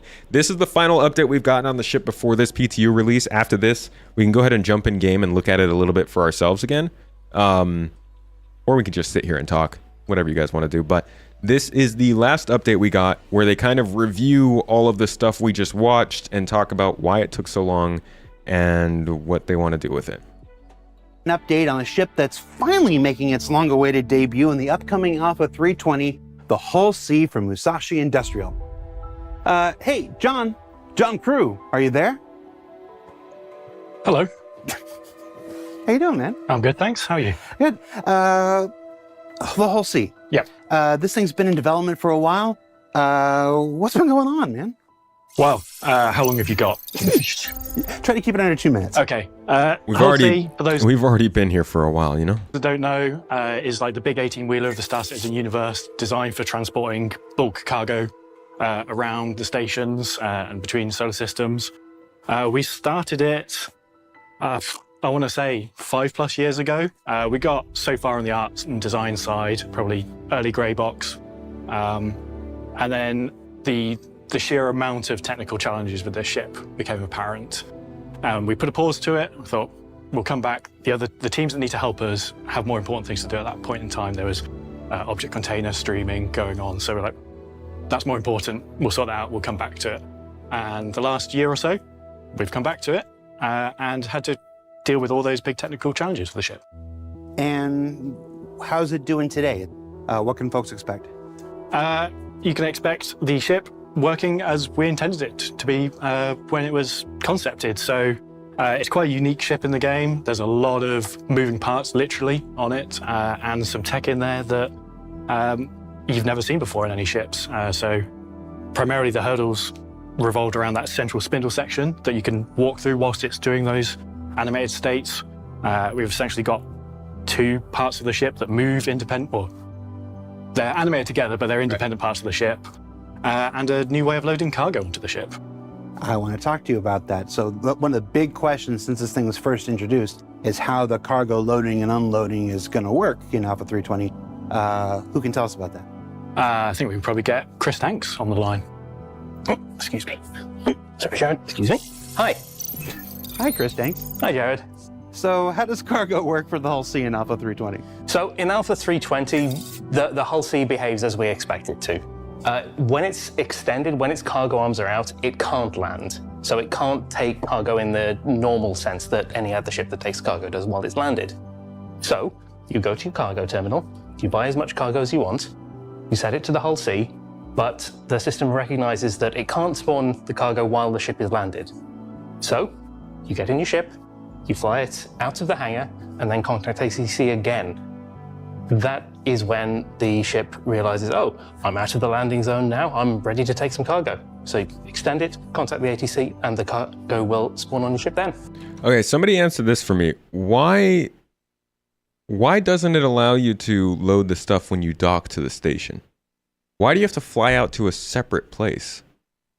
I think that's what kind of confuses me. Like, why can't I extend the cargo grid, dock it to the station, and then load cargo onto it? Because there's only 2 docks? Well, why not just be like, hey, the docks are full? Just to keep from hogging the docking ports? Man, I don't like that. Really? That's why? I mean, we don't even have that many ships that dock to the stations right now. Yeah, why don't the cargo decks just have docking ports specifically for loading cargo? I mean, we made all of the cargo decks 3 years ago, right? As an anticipation for this gameplay. Why make the cargo decks if they're not gonna... All right. Does this thing fit in any hangars? While it's collapsed, it'll fit in the large spec hangars. When it's extended, it doesn't fit in any hangar we have at the moment. You can dock it though. It can be docked at any station. Has anybody tried to dock it when it's fully extended? Oh, I mean, you would hit the extent of the cargo long before your landing gear touched the ground. It would not be pretty. What do we...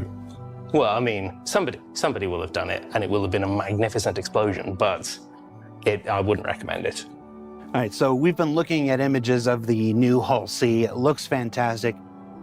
Which one of you is going to talk about how it looks? Probably Ben. You don't have Ben back here, do you? Hello. Take a seat, Ben. Hello, Jared. How are you? There's no way they're letting me Just do this. pops up right in front of the camera. Ben, talk us through it. The Hull C looks great. It's been a while getting there. Yep. Tell us about it. So as John mentioned, it's been in development for a while. We kind of stepped on it and stepped off it, depending on what tech we needed. I think, in our game we talk a lot about kind of gold standard, but really with the Hull C, it's kind of like current standard. So what we want to do is make sure that when we release the ship visually, it ticked all of our kind of current processes, and it kind of really was on par with everything else that we put out now compared to where it was kind of back in the day. I think some of the other kind of updates we've had to do to kind of maintain it over the years is just the kind of like the simple things like we now have a lot more interaction in the ships, which we never had back when it was first started. So making sure all the panels are accessible and open and close and animate, making sure the dashboard's all interactive and all those fun things that everyone's used to now. What are some of your favorite parts? What are things that people should look out for visually? I think, to be honest, the ship is a very industrial ship, and it really kind of feels that way. There's some like little things that I just love, like the main kind of airlock entrance into the ship feels really big and chunky and strong, which I think is needed on something so industrial. And that kind of industrial language kind of flows throughout the ship. I think my kind of main favourite place is engineering in the rear. The whole rear of the ship is kind of dedicated to really encompassing that idea that you are on a big workhorse. You know, there's big engines, there's massive pipes. It feels really kind of like nice and moody and a little bit dangerous. And I think that's kind of really helps sell what's going on the outside of the ship, but inside. Well, that all sounds great. So, what did we learn this week? That we should have been able to dock the ship to load the cargo, but we can't. That actually is kind of a bummer. Like, I really wish that we could just be on the docking port and not have to do the whole fly out into the middle of space in order to load the ships. But limited docking ports. I don't know, how often do you guys see people actually dock ships as opposed to landing in hangars? Let's get in game. Yeah, let's get a game and check this out and see what the ship looks like ourselves. I know we've done that already. Maybe we can run an actual shipping route today and see how it turns out. Oh yeah, they're definitely going to have a different, like, obviously this game is far from finished. Whatever is going to be the solution to this is not in game yet.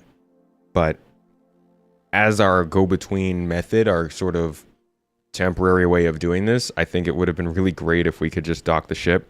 Obviously, they have very good reasons to not be making that work that way in the game. I can't spawn into the game. What's going on here? I've lost the button to launch the game.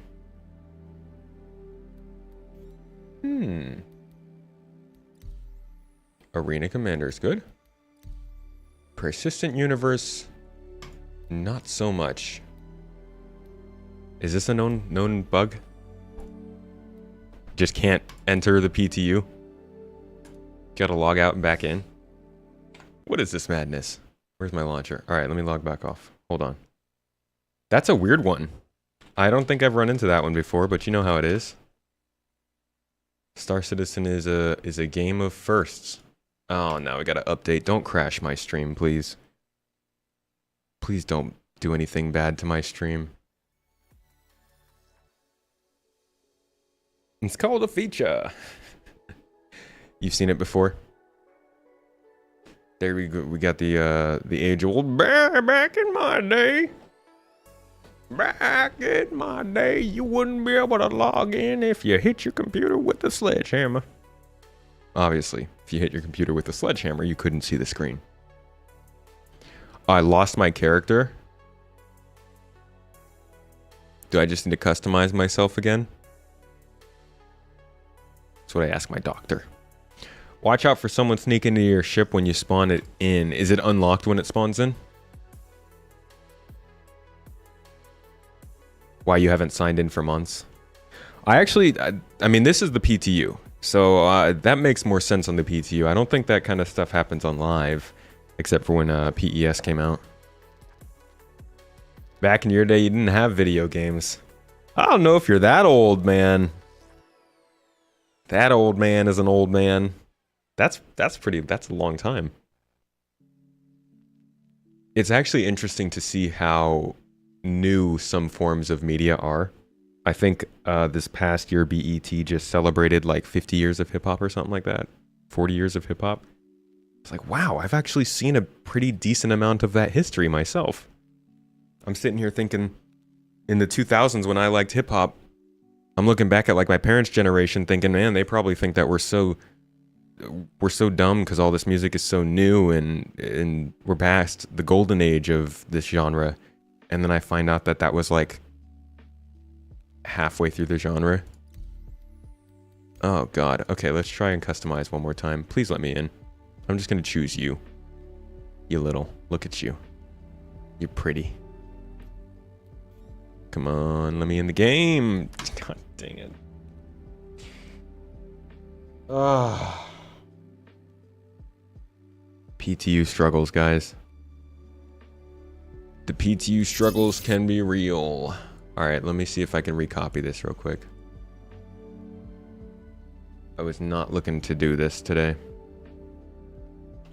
In the meantime, how about more talk about Star Fox? The best Star game and the only SF you need to know about. Jokes. Public test universe. Copy account.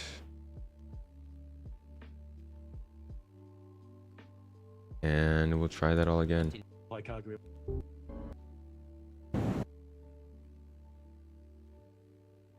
Hopefully that works. Star Fox stream, go! You're gonna have to get like a Nintendo 64 emulator for that. Because we're only playing the best Star Fox if we're gonna play Star Fox. When's the last time a Star Fox game came out? We look that up real quick. When was the last Star Fox game? A lot of weird when was questions just popped up there. 2017. It came out on the Super Nintendo? What? Oh, okay. It was like a remake or something? Or did Google just get the question wrong? I think Google just got the question wrong. Star Fox. No, the original Star Fox came out on Nintendo Switch Online. Is that right? I never played that one. That's exciting. Sorry, I'm just stalling. Let me see if they copied my account over yet. Yeah, man, I don't have a Nintendo 64 plugged into my gaming PC, alright? I'm not that hardcore. You're gonna have to find people much cooler than myself for that kind of thing.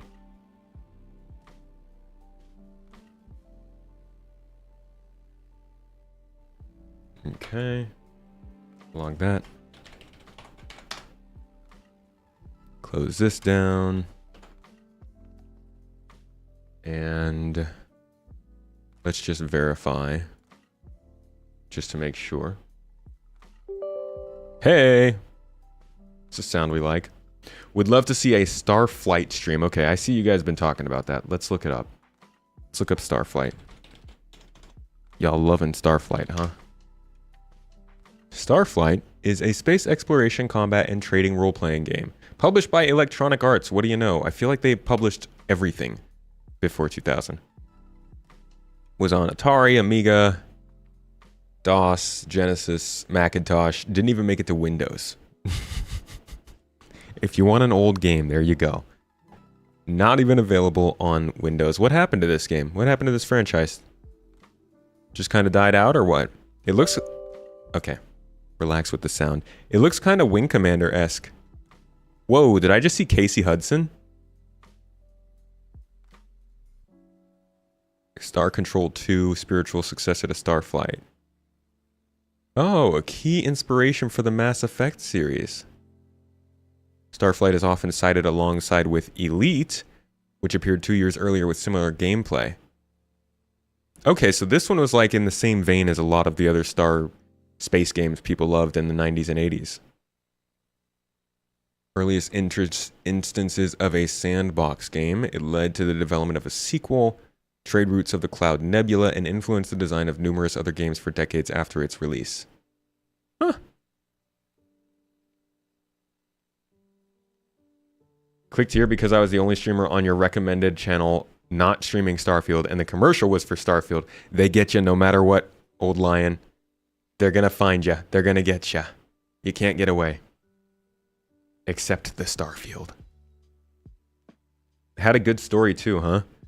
Citaro, welcome, my friend. How you doing? Good to see you, buddy. Why did this not work? Hold the phone, folks. Why? They got rid of the whole login to the PTU website thing, right? Can't you just copy your account over, then click in? Doesn't seem to be working anymore.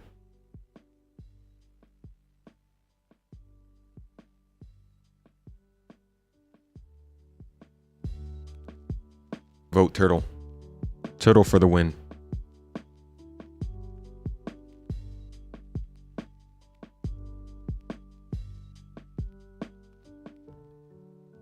Starflight is the best SF game. I love this SF rivalry we've got going on. It didn't die down. It was a single player game. People played it and finished it. No, I mean like as a series. Why did no more come out? Did it not make the jump to consoles? Was it not, I guess it just kind of went the way of most of the space games after the 90s?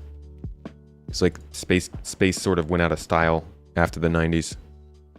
And it's just starting to come back in a big way. I mean, imagine if we got to see space games like we did back then. I say we. I wasn't involved. I was still learning how to ride rollerblades and bikes with training wheels. But like, humanity, you know? Imagine if we start seeing space games like that again with the new Space Race and like all these new space media coming out. Y'all seen The Creator? Or, doesn't The Creator come out in like a month? It's another one we're looking up today. Like, there is hype for space right now, yeah? Starfield, whether you like it or not, whether you're excited about it or not, shows an interest in casual space games again. We got No Man's Sky, we got Starfield, we've got Star Wars is doing decent. The Creator is coming out in... This month it's coming out. Freaking yes. Rebel Moon is coming out soon. Star Citizen is still building. Like, there is hype for space, and if we got to see more games like what you all got to enjoy in the 90s, that would be so cool. I don't care what the heck the games are about. As long as they're space games and people are into them, that just means more and more people are interested in this kind of stuff, and I feel like that's a net win. Ooh, music by Hans Zimmer. I did not know that. I'm going to play you guys the trailer for this so that you can see what I'm getting so excited about. I actually haven't seen the trailer for The Creator. I've only seen pictures and promo and read about it. Let's go to New Babbage.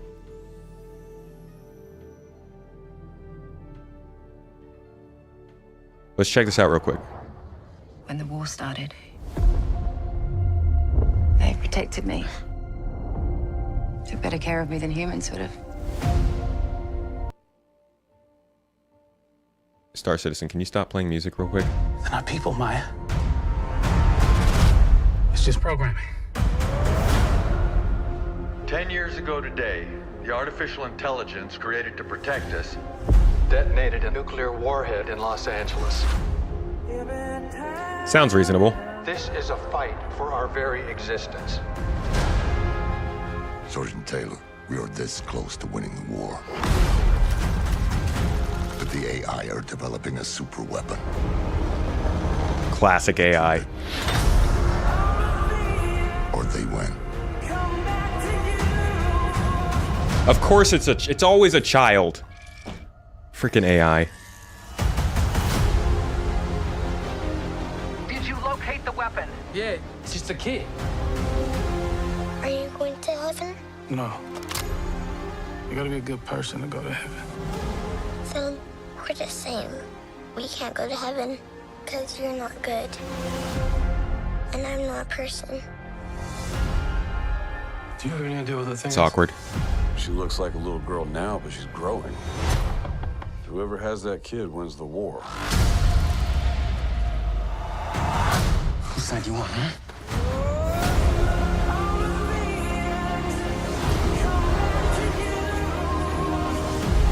What do you want, sweetie? For robots to be free.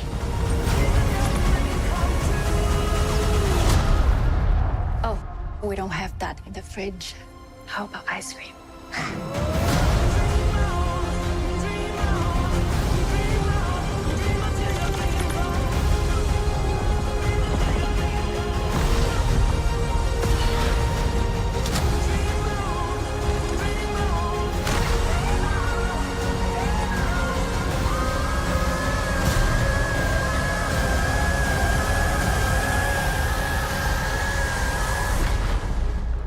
Oh, they did it again. Yeah, honestly, that's not even actually that space-based. It like kind of is with the promo art and everything, but that's more like cyberpunk style game, right? Either way, I don't mind.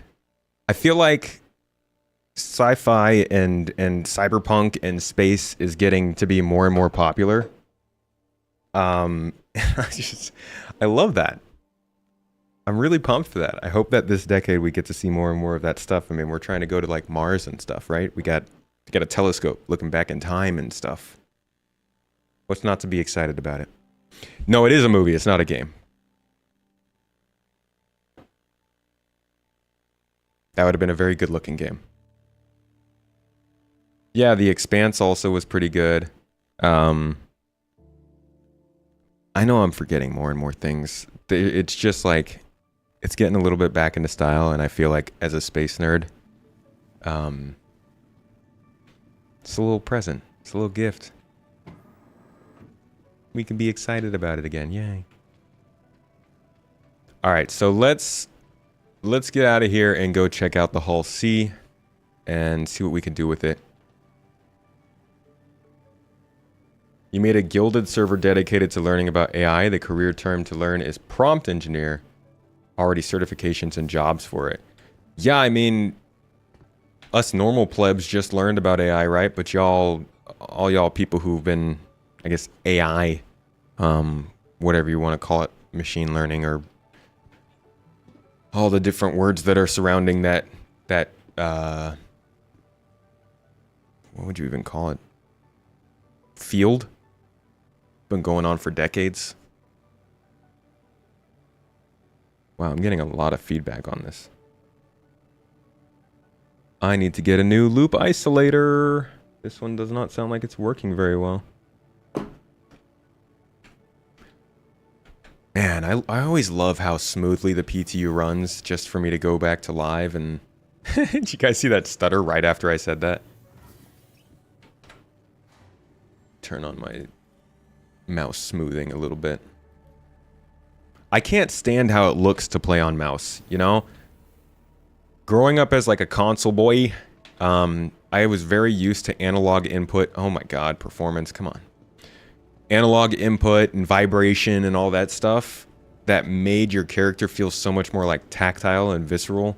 And then playing on mouse and keyboard feels so plastic.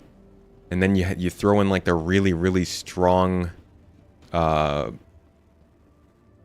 the super strong like sensitivity and the jittery movement. I'm not a fan of it. I wish there was better ways to control mouse and or PC. Obviously you could use one of these, but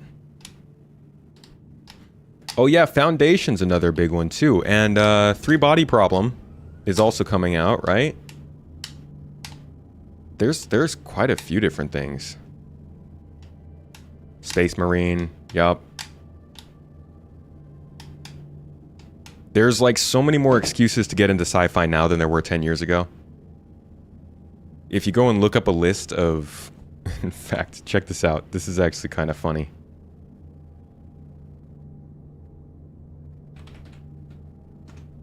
Let me open up chat real quick and ask, what are the best major RPGs of the last, let's say, 15 years? Give me that list. All right. Look at the list this thing comes up with. Elder Scrolls, Witcher, Dark Souls, Mass Effect, Persona, Divinity, Fallout, Dragon Age, Pillars of Eternity, Nier, Monster Hunter, Bloodborne, Persona, again Persona, Cyberpunk. How many of these are freaking space-based? I mean, like, there are at least a couple of sci-fi ones here. Mass Effect. Nier is like sci-fantasy kind of. I'd say same with Fallout, and then you got Cyberpunk. Like, there are just not that many big sci-fi games that have come out. There's so many fantasy games, and I have nothing against the fantasy genre. But if you wanted to get into gaming in the last, like, 15 years, you had a much easier time getting into something like The Witcher or like the Elder Scrolls games, or God, there's so many like smaller ones like Godfall that came out. And then if you were looking at sci-fi games, it was like Mass Effect Andromeda. Yay! Outer Worlds was good. I liked Outer Worlds, but it's rather small. It's almost AA rather than AAA if you're looking at comparing it to these other games. So it's cool to see something like Starfield come out. And I hope that the next Mass Effect is good too, because that could also be a big boost. Star Wars, we're getting an open world Star Wars game that's not based around Jedi for once. I don't know, I could go on and on about it. I'm just a happy guy. Happy guy. Happy guy. Okay, Hull C. How is the bandwidth use and server FPS? I will check on that in a cool second. Oh, where did that go? There it is.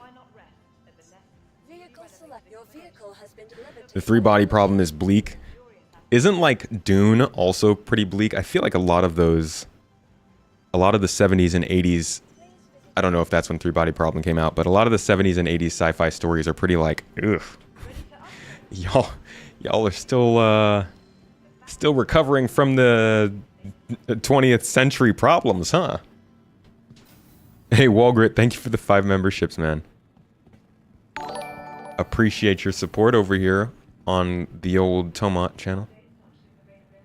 Thanks for keeping things going, as always, buddy.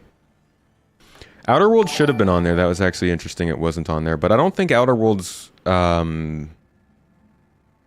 a lot of...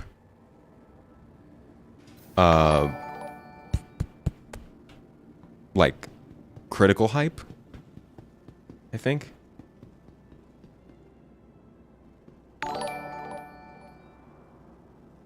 You know what they do here? As always, they double up memberships. Should be at... There we go.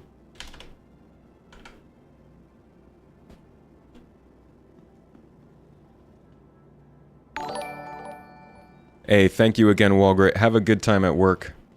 Catch you later, buddy.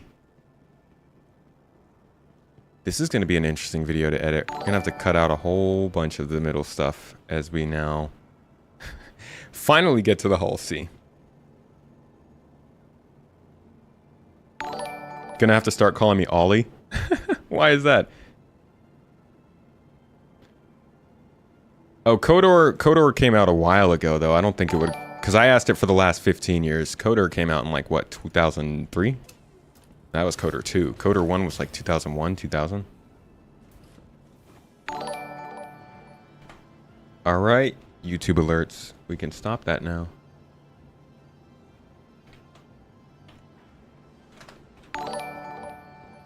YouTube! Knock it off. Oh, I'm stuttering bad. Oh, this is that same problem I was having before.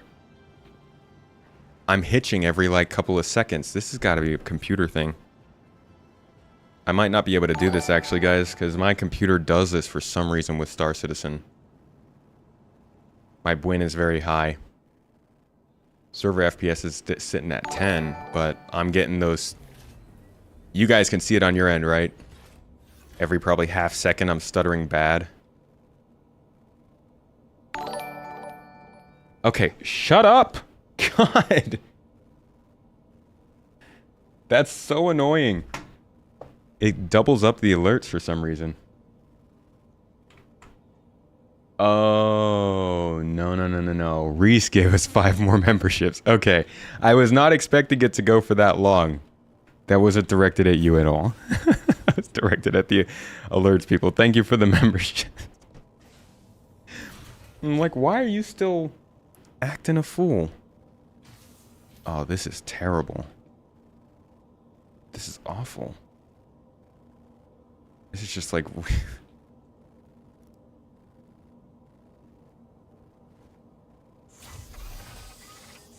It's definitely my computer. Because the feedback in my ears is corresponding to the lag.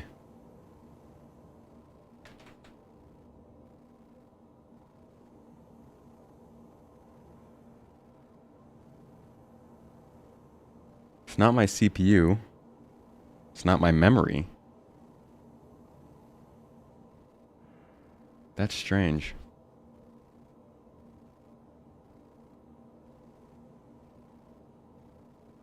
Alright, well, let's see if I can just get out of... Yeah, it's just the rendering, because my mouse cursor is working perfectly fine. But it's not just the rendering, because all these numbers up here are also freezing. Strange.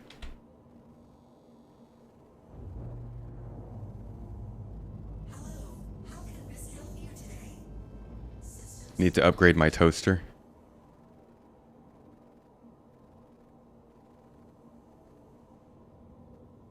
Outer Worlds 2 is coming out next year. You think it's coming out next year? Did Three Body Problem really come out in 2008? Wow. I thought it was much older than that.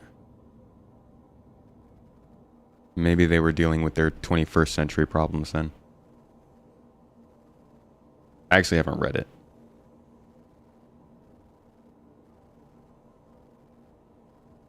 I do have a new PC, and it runs phenomenally. This is, You are clear to launch.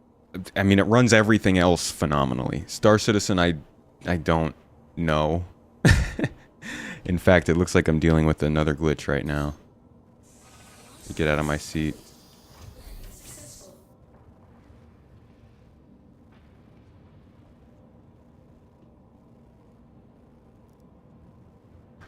Okay.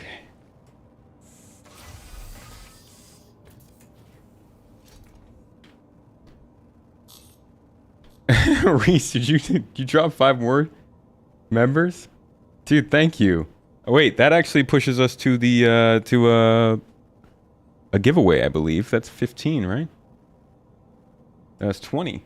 That's 20. Mrs. T. Mrs. T, are you here? Are any mods here? Do we have any mods in chat? We need to run a YouTube giveaway. Thanks to Mr. Reese and Mr. Walgrid.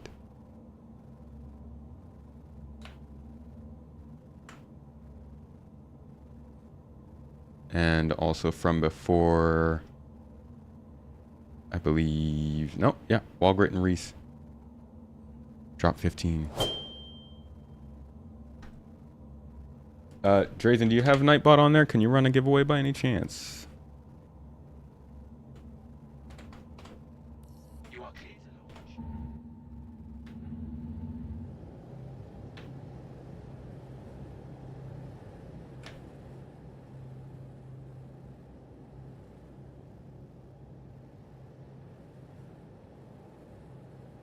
This is the quietest supercargo carrier you will ever hear. Listen to this thing. Whisper quiet. It's like a stealth cargo ship. Literally just sounds like it's idling. Thank you. And please visit again. Don't mind me just lifting 200 tons of metal into the air on controlled thrust. Dead silent.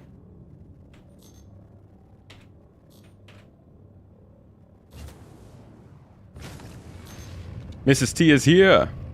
Nightbot time. Mrs. T busy with Starfield. No, more like Star Niece. Our niece is hanging out with us today.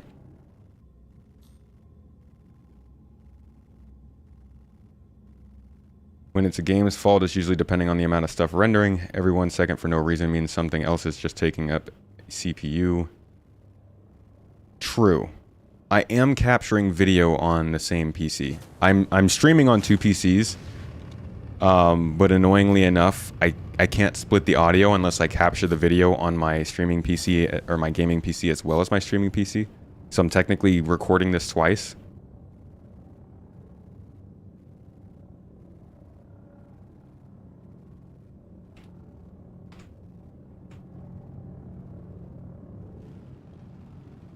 I could probably cut that off. In fact, I might as well do that. We probably don't need to have this part. I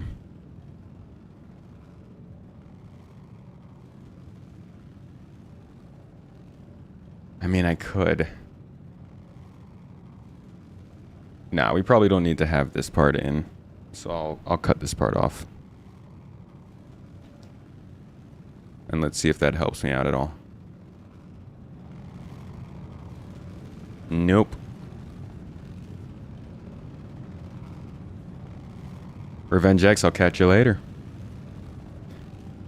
Alright, folks, over on YouTube chat, as long as you are active in YouTube chat, you will be put in the running for a giveaway with one of our flare items from the Star Citizen store. Woohoo! Probably a weapon or an armor. Uh-oh.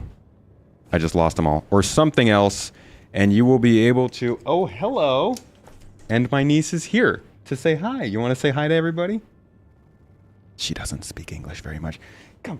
Yeah. Go. Say hello. Say hello. She did say it. That was good. Choke us out. Very good. Good job. See, we're spying spaceships. Spaceships. She's just gonna squeeze the mic, huh? Just gonna abuse the microphone? She must have got away from Mrs. Tomato.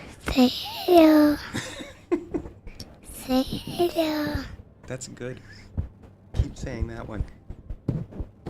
Just keep squeezing the mic. They like that. It's the ASMR stream, everybody.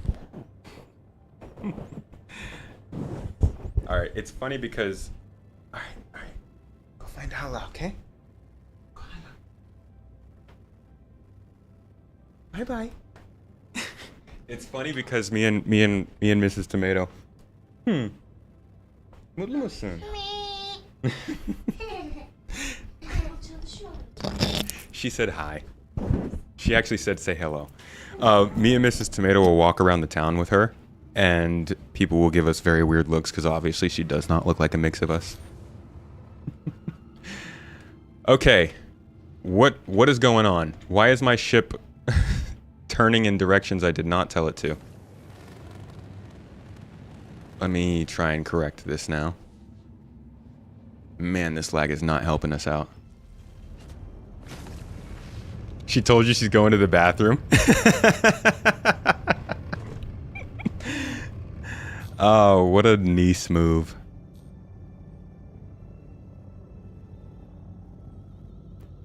Say Reese's second best tomato. I'll have to teach her that one. That one might be a little bit longer.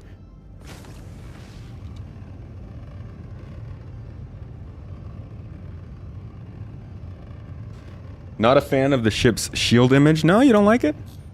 I think it's quite endearing. Makes me feel real tough flying this ship, you know. I got big Hull C energy. Oh my god, it's so hot in here. I'm gonna open the window again. Hopefully Vagabond is done with his construction outside.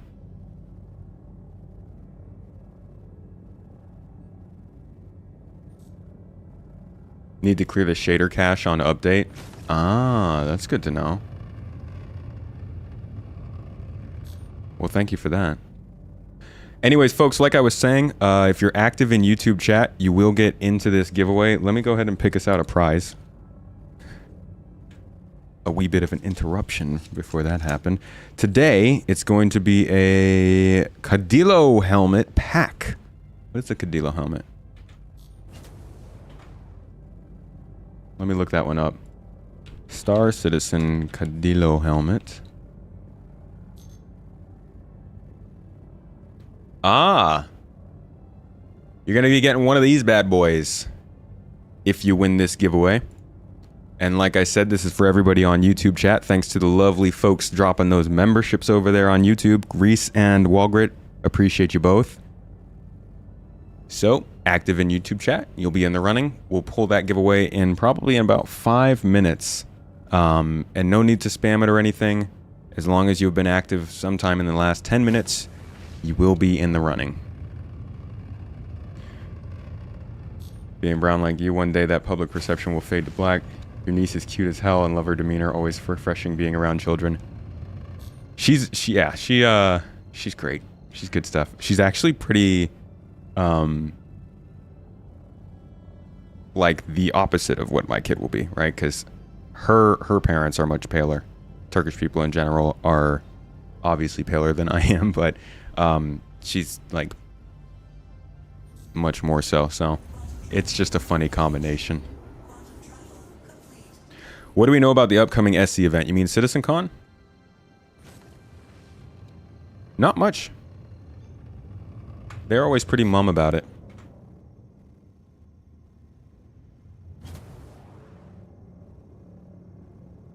I feel like they updated the space dust. It looks much larger. Got bigger dust pieces now.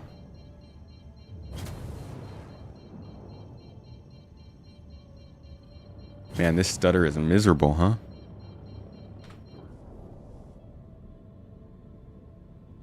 CIG didn't notice the shield icon. I mean, it's PTU. They'll probably get it fixed by live. I say that.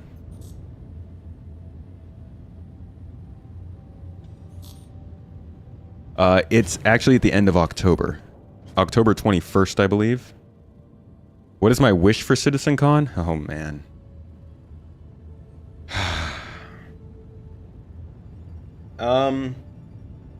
What I would love to see at Citizencon is gonna lead to disappointment. I shouldn't put out there in the void.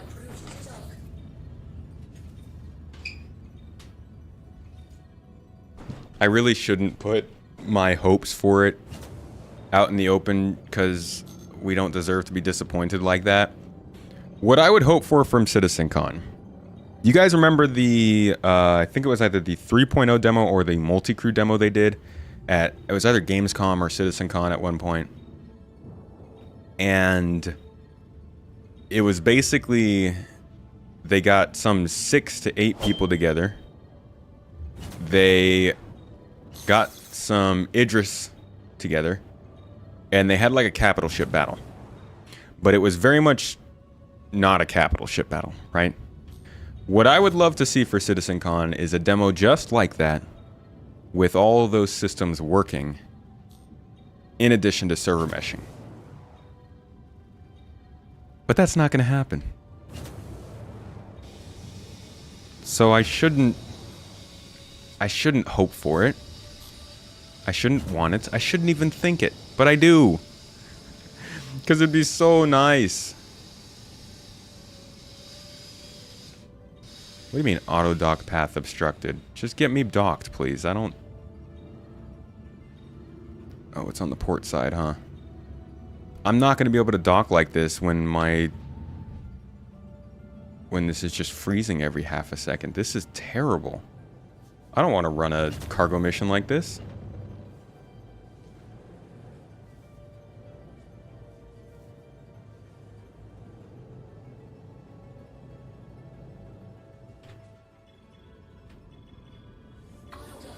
There we go. So, yeah. A capital ship battle. Let's say 8 people on board. Different ships. Engineering working. Server meshing working. And this could be a closed environment, right? Obviously, it's not ready to go live. And, take place in the pyro system. Why not? You know, it's Citizencon. We have to include pyro. I would want to see all of that. I don't think we're going to see it. I don't think they should put time towards a big keynote demonstration like that. I think instead they should probably keep doing what they did last year. Give us detailed panels about all the stuff that they're working on. Stuff that is going to come in the short term. Stuff that will be coming later.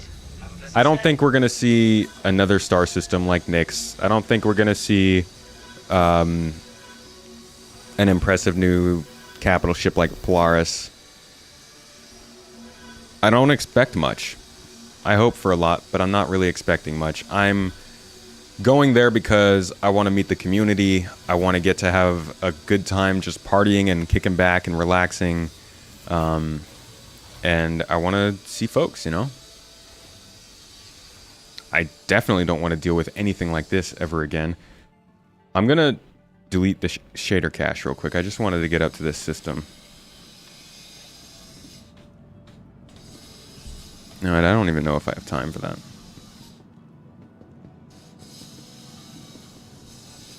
Hard for them to announce new ships when they haven't finished old ones.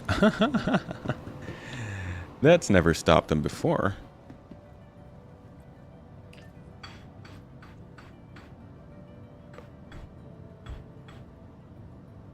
Yeah, you only have a docking port on the port side.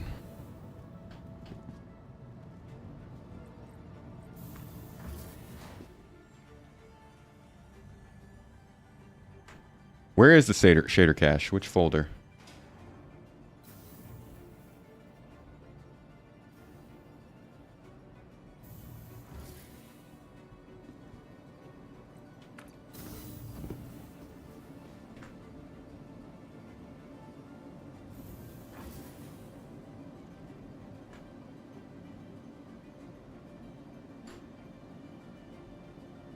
Man, I'm gonna have to find this. Oh, they are still doing construction.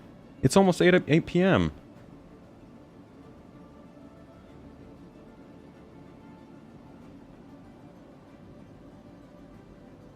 Citizencon's in Los Angeles this year. All right, we're drawing a winner for the giveaway for that helmet. Keep an eye out, chat. It could be you.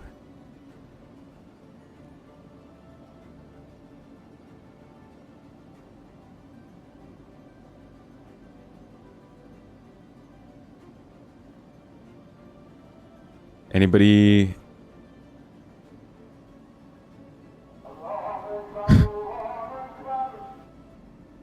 Well, if you couldn't hear the construction. Somebody's always trying, right?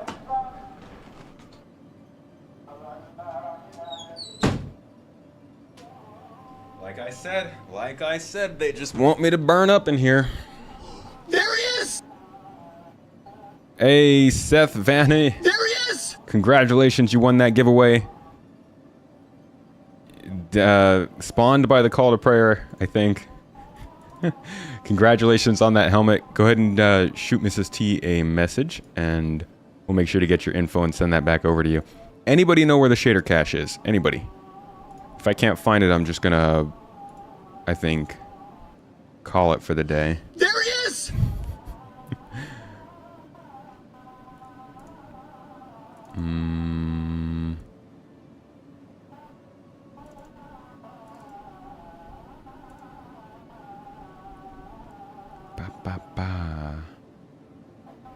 And the data 4-pack. Is it in the user folder? Debug profiles. No. User temp. Oh, okay. No, I don't have a temp folder.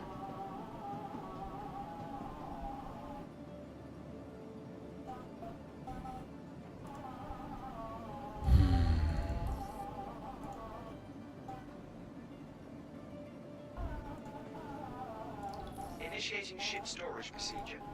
For your safety, please vacate the area. Thank you. Oh, do I have to go to the app data folder? I really don't like that.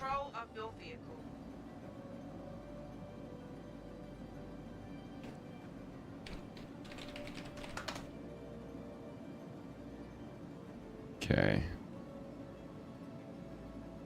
Robert Space Industries.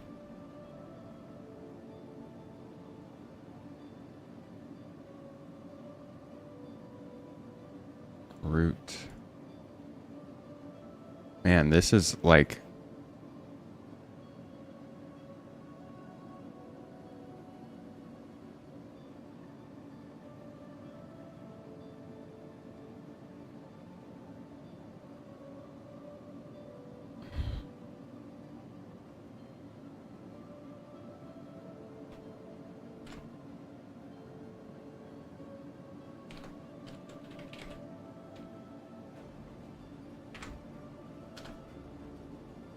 No, that didn't work. This is a very...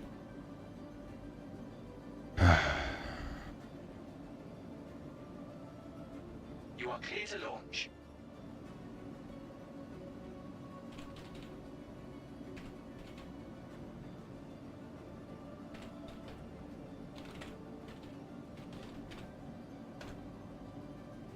This is not working, guys.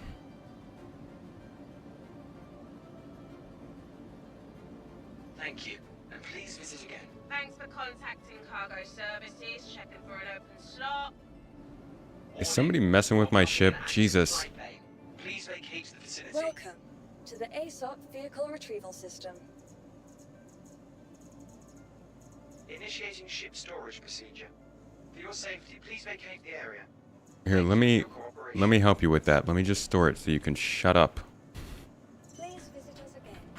Goodbye. Okay. I need to search for the root folder. Somehow. Every time I try and search, though, it blocks chat, so I can't read what you guys said. Okay. Thanks for contacting cargo services. Well, Checking app for an open data. slot. Star Citizen. Yeah, I'm not. There we go. Okay.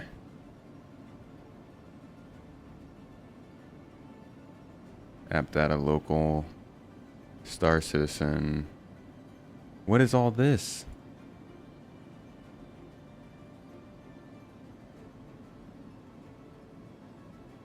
No, I don't have any folders like. I have Star Citizen and it just says SC Alpha. It doesn't give me PTU. It's these are all 318 folders. 318.2, 318.x, SC stable. I'm guessing it must be this SC stable.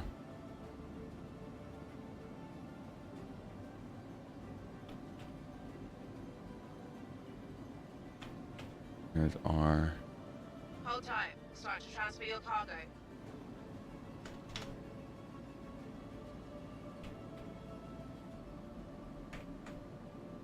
Yeah, this is. I can't do it because it's not my main screen. Oh my god. Okay, let me try Windows D. Nope. Windows D doesn't work anymore. The newest folder is SC stable. I can go into the temp folder, but I don't have any. Is the temp folder the shaders folder?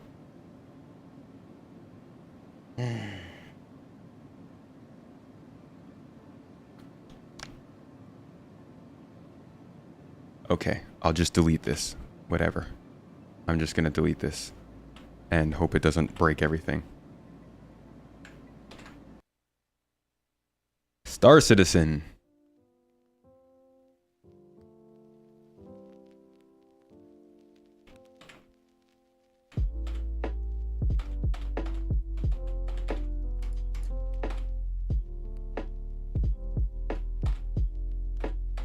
Yeah, it doesn't even let me like search stuff. Windows R doesn't even do anything.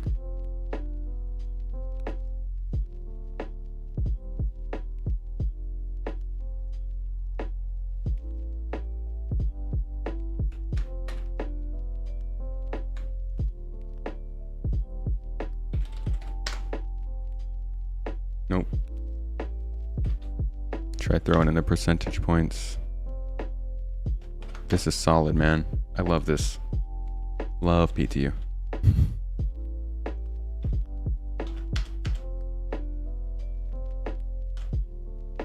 There we go. Okay, yeah, I got it deleted. Whatever that was. It didn't say anything about 320 or PTU, but I deleted it. See if it works.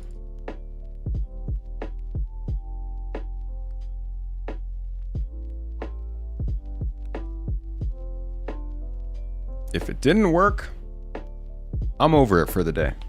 We gave it our best. If I restart my computer, the stream's not going back up.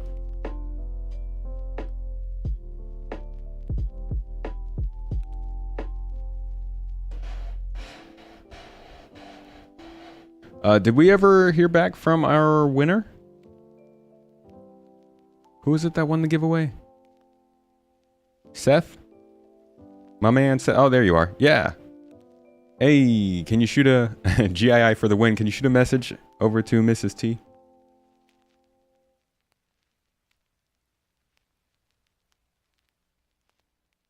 Get in touch. Awesome. Thank you. All right. Here we go. One more time.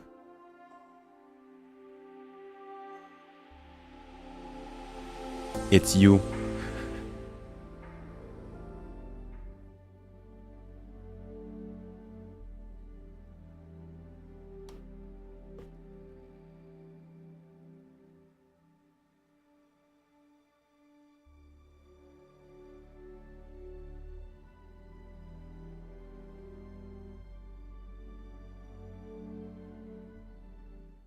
We'll be sending your gift when I get access to the computer. Tomato is on right now. Look at me, always in the way. Can't believe she told you she was going to the bathroom. She probably was going to the bathroom, and then she heard me and got distracted and came in here. It's very much a Dora move. A niece move. Just dox my niece.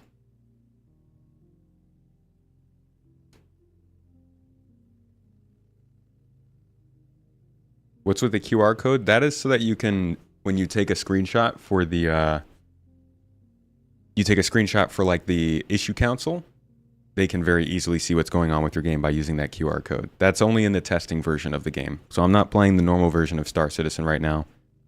That's why I'm having so much trouble with it.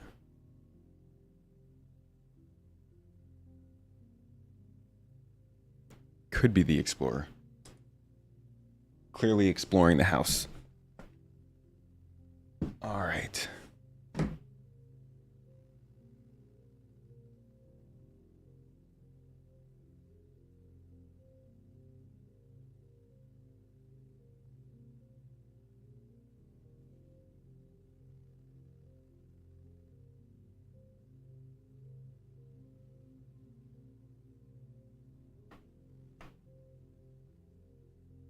Perhaps just too many people on now. The PTU? Apparently it's something with the shaders folder. At least that's what we just got around to trying. We'll see if that works. Wonder if we can shoot the Hull C's cargo grids. Imagine watching it from afar from normal mode, go extended mode. Alright, did this work? Are we feeling better? Oh boy. We're loading in shaders. Definitely getting that initial loading lag.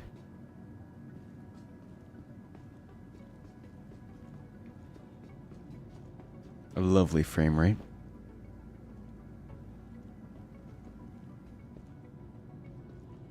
But it doesn't look like I'm dealing with that half-second hitching anymore. Now it's just regular every second hitching. So we've improved.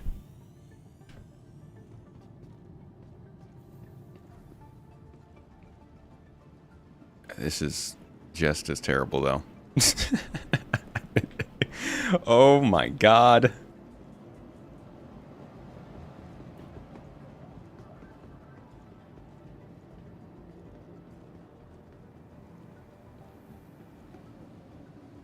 Welcome to the ASOP Vehicle Retrieval System.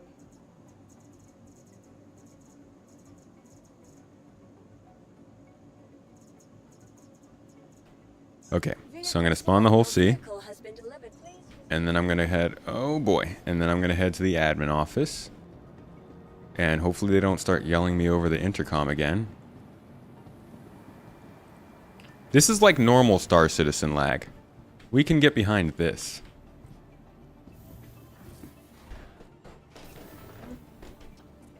Really good to see Tomato stream again. He really missed it. We did! I was missing chat. Good times with chat. And...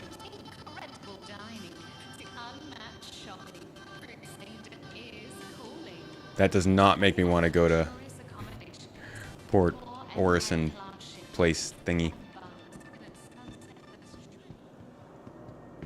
Oh, you bet I missed the glitches. These bring me back. You know, in 10 years or 25, 50, 70 years, when this game is running completely smooth and everything is good, we're going to be nostalgic for these times. We're going to be like, man, you remember when, like, the game was so rough that you had to tell people not to play. And people are going to be like, oh man. Good days. Good days. PTU just bad performance mostly, and you got a Ryzen 9 and a 4090. I am on a Ryzen 7 and a 3080 Ti. So I'm doing okay for myself.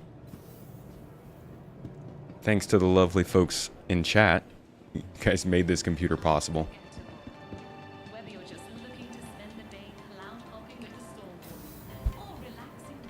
Threaten NPC with a med gun in the port, or OD another player with it. I threaten NPCs with a smooth experience, and they lose their minds and start T-posing. They get all defensive. Okay, now we go to docking port 1, get our ship. Feel like Starfield releasing will help Star Citizen grow. You have an inkling... Wait, where's the docking ports? Oy. You have an inkling that Starfield will leave people yearning for more in this game. We'll cover that. I think it's... Up until now, I have been agreeing with that, and I still agree, but I think it's more complicated.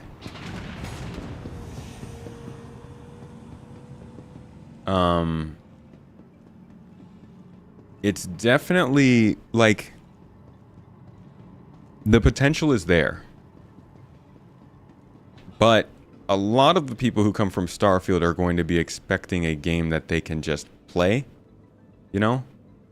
And Star Citizen is not necessarily a game you can just play. I think it's really going to depend on what happens in the next 6 months with Star Citizen. Unfortunately, I don't think Star Citizen is going to make some big jump to higher quality in the next 6 months. I think once we hit 4.0 and then start to recover from 4.0 would be more the time when that happens.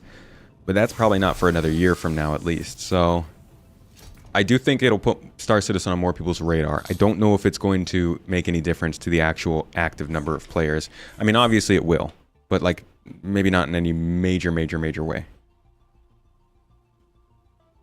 We'll have to see though. It's an interesting situation. Like I said, space games in general are just on the up and up. And I think that no matter what, that's going to help all of these games in the long run. Especially games like Hard Space Shipbreaker. Like, that's a super niche game not many people know about, that a lot of people would really probably enjoy as a sort of a puzzle game almost. Thanks for contacting cargo services. Checking for an open You're slot. blocking an active flight lane.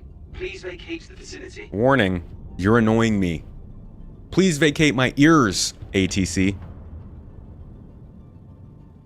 Sorry, I'm a little snappy when I'm behind the throttle. Where do I need to load to?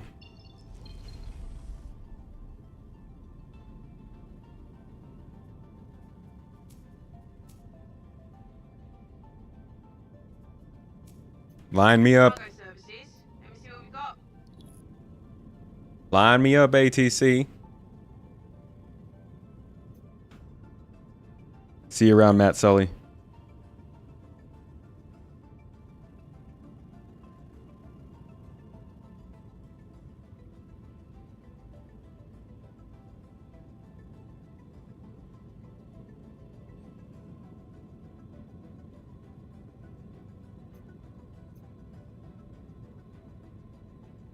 She said, let me see what we've got, and then just never saw what we got. Ma'am?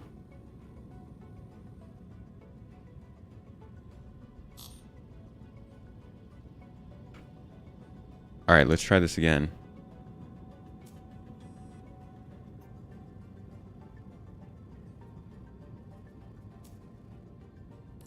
Let me see what we've got.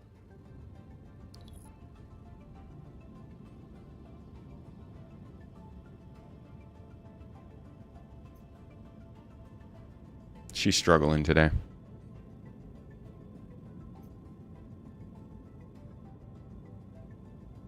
Hard Space Shipbreaker was a game that surprised you with the satisfaction of it.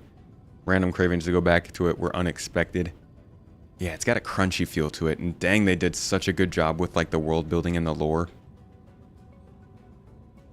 That opening cinematic in that game is so good. Mainly because the music is dope. Music does a lot for a video.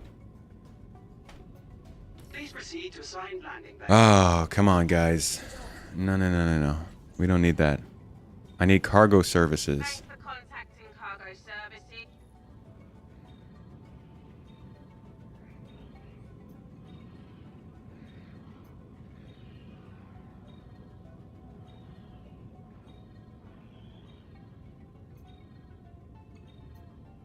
Might not be able to pick up, folks.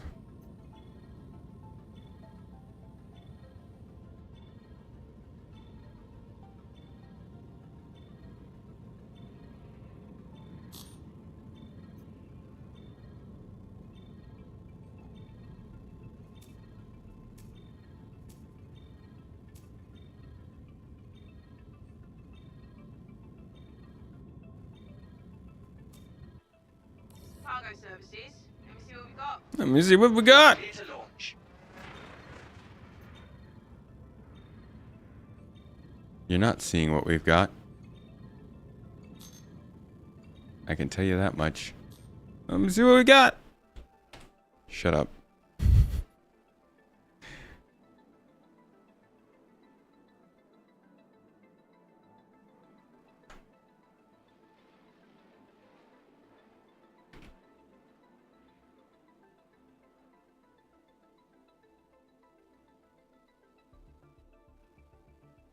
Welcome to the loading area. If you get into position, we can get started. Is that what you needed from me?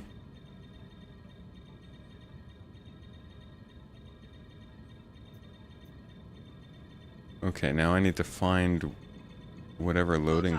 Start to transfer your cargo. What? I'm not even in position. What do you mean transferring my cargo?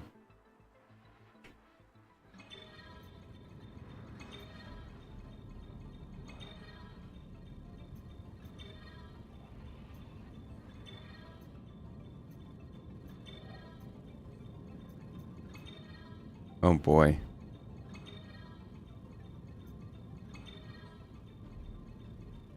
About to sound like she's about to quit her job or maybe get fired. Landing complete. Have a pleasant stay. This is the customer service experience for sure. Like, they've got it on lock. Press 1 to speak to a real person. The real person pops up and they're just like, all right, let me see what we've got. 2 minutes later, all right, let me see what we've got. Thanks for contacting cargo services. Check You are clear to launch. Oh, I'm gonna get impounded. You are blocking an active flight bay. Please don't. Vacate the facility. Please, I'm not anywhere. I'm nowhere. Please ignore me. I'm a nobody. Don't impound my ship. Alright, let me see what we've got. Can we put that on a shirt? Let me see what we've got.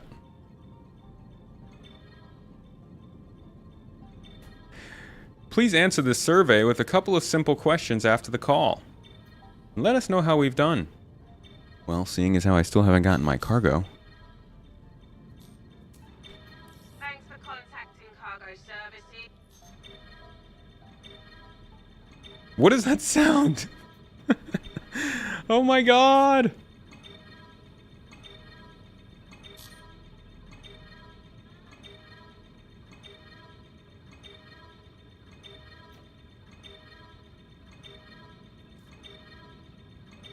I like this sound. This is a good song. One of my favorites. Why is my docking HUD still up? Because they're just continuously wanting me to dock.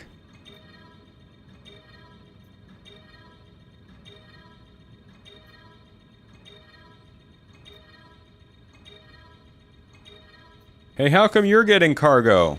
Are you stealing my cargo? I should shoot that ship.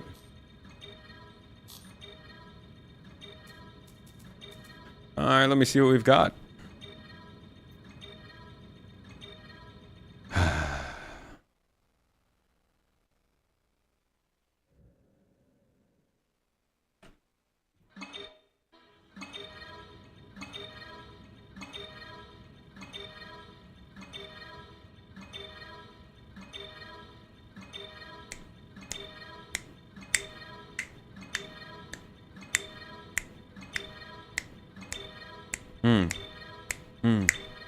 Somebody freestyle in chat. Let's go. Oh, God.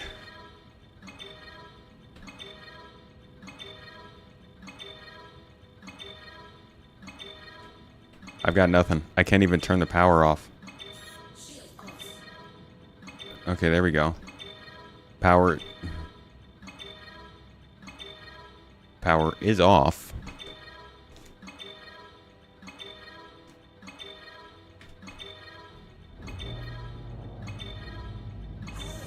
Hello! Oh, MISC could help me today. If they knew how. But I'm gonna guess they are gonna help me just as much as this cargo person is. Thanks for contacting cargo services.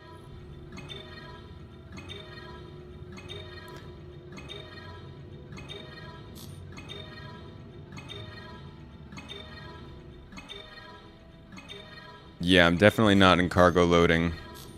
Unfortunately, that's because they won't tell me where cargo loading is.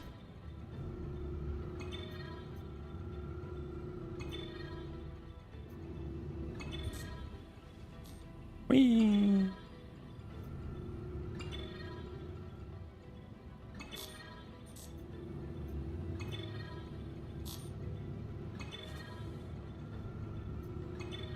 Gotta wait to fill, gotta wait to chill, fly around to fill the box, and then complete your deal.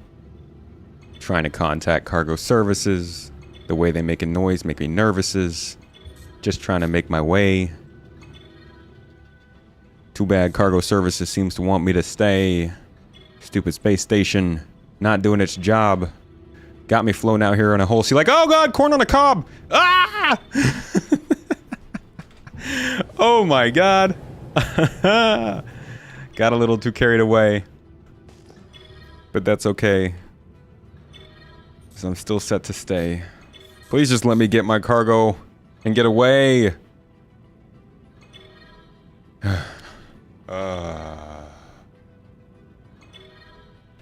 Folks. Hey! Ended conversation with Port Tressler. No longer my best friend. Cargo services. Let me see what we've got.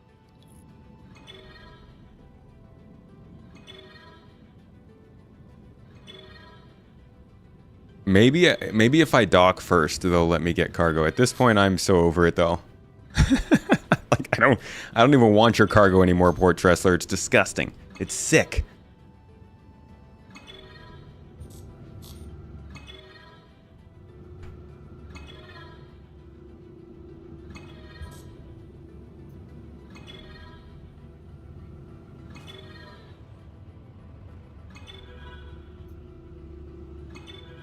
Yo, remix.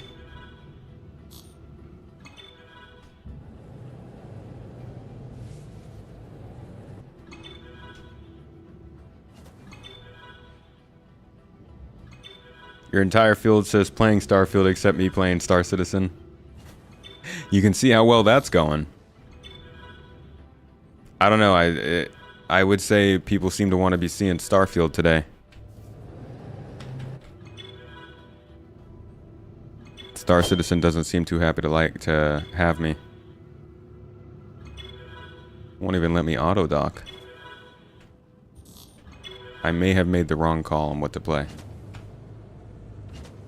But thank you for dropping by, I appreciate it. What the heck? Is this the chorus? Oh my God.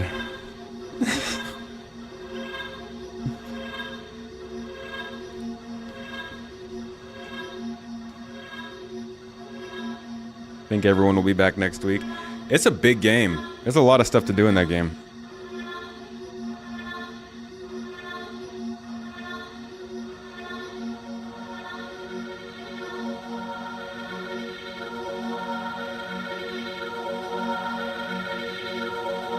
Landing complete. Have a pleasant stay. Was that aliens?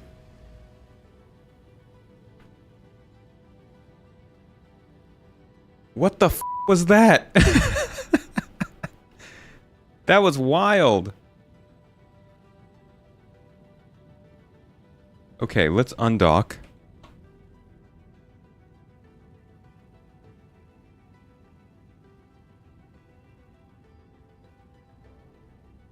Please let me undock.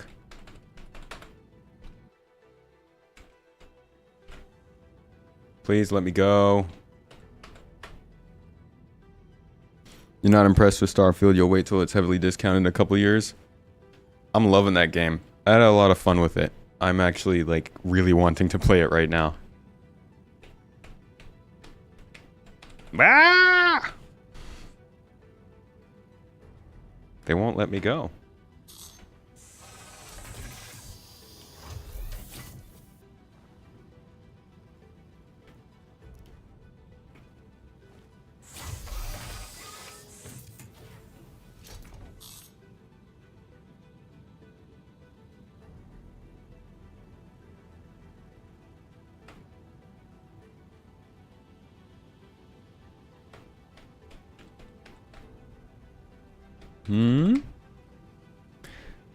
Okay, let's try it the old-fashioned way. You are clear to launch.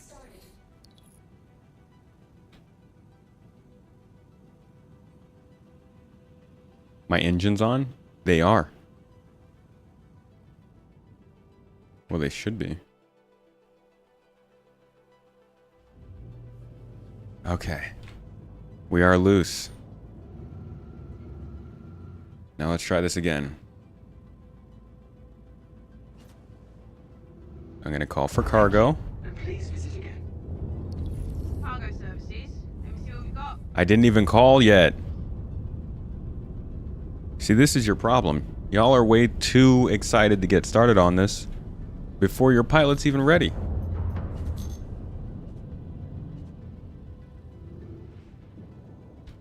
Alright, let me unravel.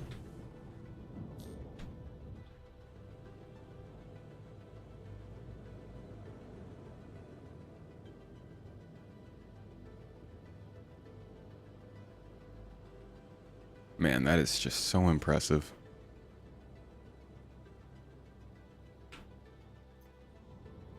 Alright, give me somewhere to load.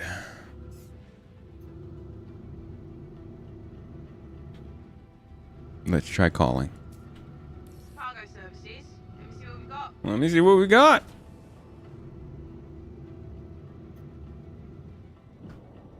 And again, it seems you've got nothing.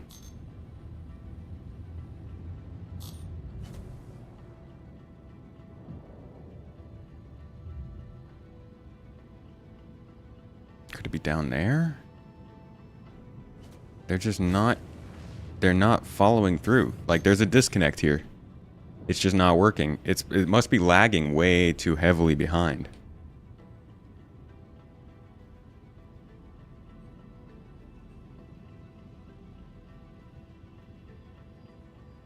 Yeah, Game Pass is a great service.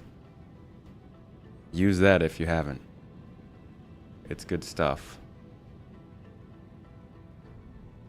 I do wish Game Pass would make these people give me my cargo, though.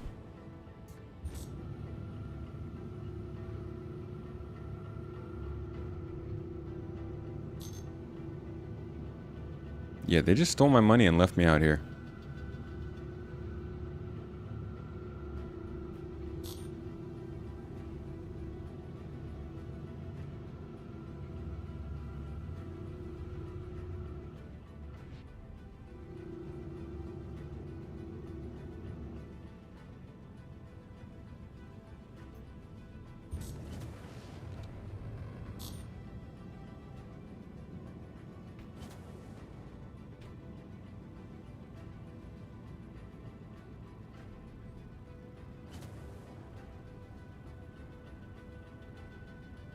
Nothing? I'm gonna try this one more time, folks. Give me something. Literally just throw a pico at me. I'll put it in the cargo and say we made a deal. Don't make me leave empty-handed. Okay, here's your deck assignment. Ah! We got it! It's the threats. All you have to do is threaten them. Yes.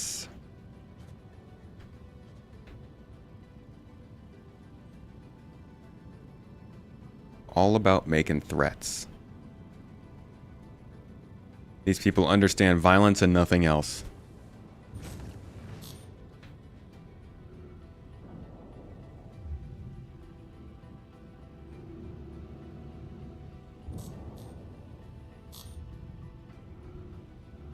I'm tracking you. Thank Go you. ahead and get into Please position begin. to get your cargo transferred.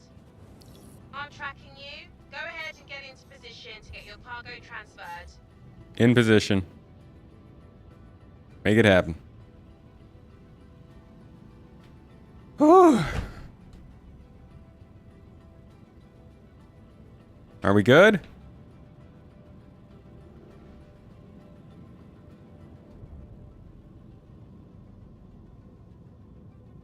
Unable to transfer. Vehicle must be stationary. We are stationary. You've contacted EDO landing assist. God, finally. Jesus. Oh, my back hurts.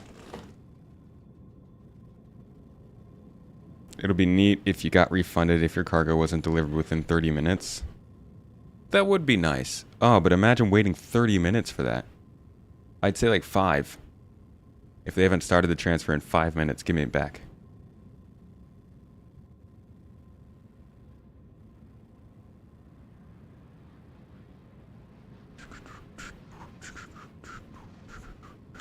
Oh, you guys probably want to see it getting loaded, huh? Bloop. Little boxes plooping on out there. Some say get out of the seat. The problem with them might just be the joystick dead zones, though. Yeah, when I got out of the seat last time, they stopped the transfer.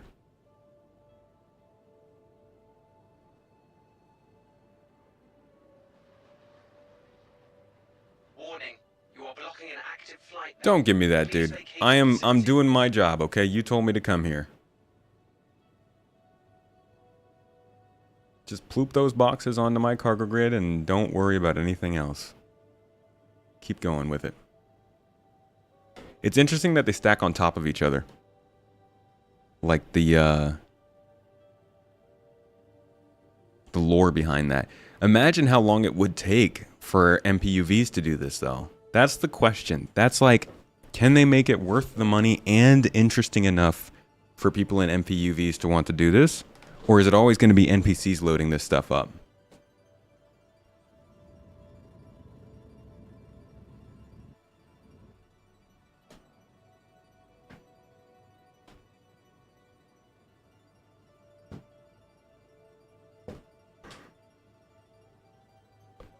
Oh, the MPUV has a tractor beam on it.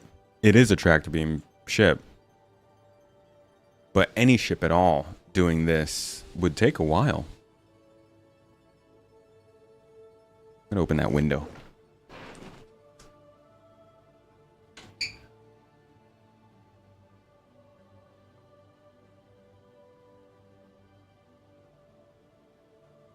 Oh man, it is so humid. Golly gee willikers, it is humid out here. Let me double check. What's our humidity right now? It's disgusting. It feels like there's water in the air, like my cup's condensation was flowing over the edge. It's saying it's 83%. There's no way. It's got to be higher than that.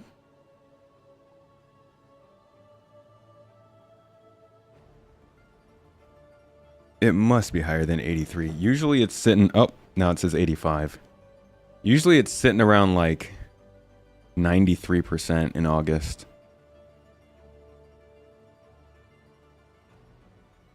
Oh, looks like it might rain on Sunday, though. That would be nice. That would be very nice. Where am I at right now? Northern coast of Turkey. The QR code is for testing whenever you want to do a bug fix or a bug report. That'll give them an easy way to see what's going on with your game at the time. Wonder if they change the raft to be able to stack those boxes like that. The raft will be able to carry these boxes. I don't know how useful it'll be for stacking them, though. 83 isn't high enough. I mean, 83 is not great, but it's just usually higher than 83. Like, we've been jumping between around 75 to 95 over the last few weeks. Over the last, like, month.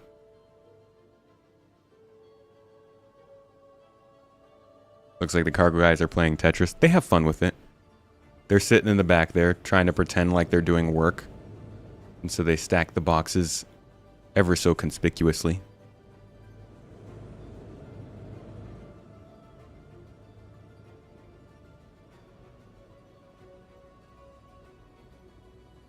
All right, last set. Over here.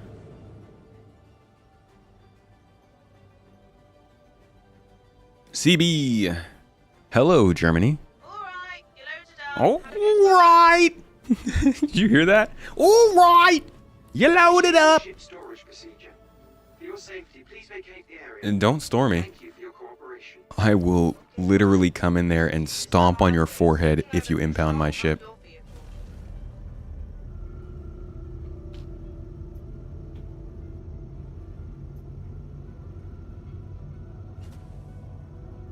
All right, let's get the hell out of here.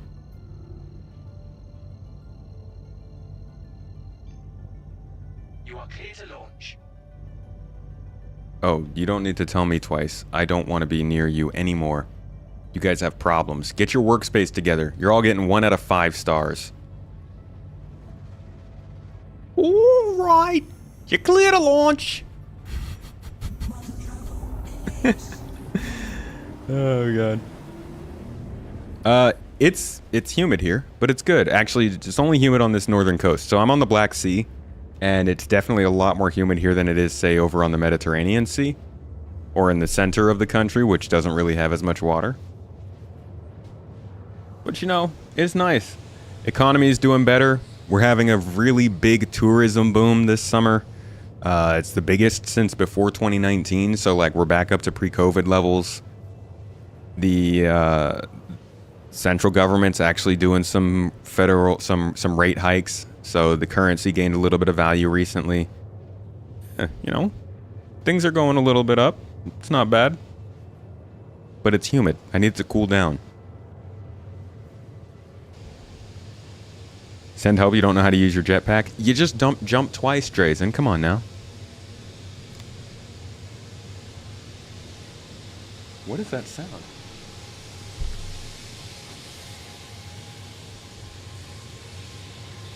Oh my God. Nobody outside wants me to be my window open. How many different sounds have come from outside of the window today? Ah. Good times. Oh, you do need the perk for it, Drazen. You gotta unlock that. There's a lot of basic stuff in that game you actually have to unlock as a level 1 skill. Now you get a profit of 2,000 UEC. Did anybody pay attention to how much money I spent? I actually did not even track that. That was dumb. Bees? That just sounded like a swarm of bees. They were actually spraying the air for bugs. Super great when it's humid, because now that stuff can all just catch on the water particles in the air and float into our house. Yay. Everybody is now so Starfield. Glad to see some streamers still in SC. I'm going to be back and forth with it. I'm loving both games. If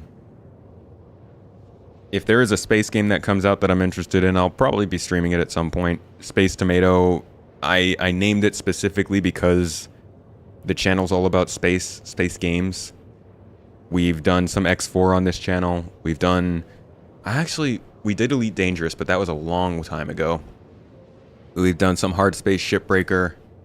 And we'll do some Starfield. Do some Star Wars Galaxies. Do some Falling Frontier. Do some Homeworld 3. It's the name of the game. Space games. But yeah, I'll always be doing Star Citizen stuff. That's my main game. Like how the quantum particles are slamming me into space. That might be our space dust. Our little spaceship dandruff floating in the vacuum of space. I don't have an exterior camera. Oh, that's annoying.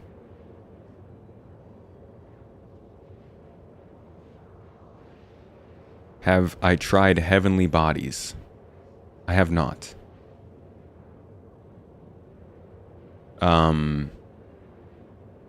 Is that a game? Space game? Yeah, I actually think that this is a little bit of a glitch where the space dust is showing up in quantum travel. Because I don't think it's supposed to look like this. Nope. Nope, nope, nope. Looks like a snowstorm. Paid 408,000 UEC for the whole cargo. Thank you. That's a good eye, Kos. Sounds like an adult club.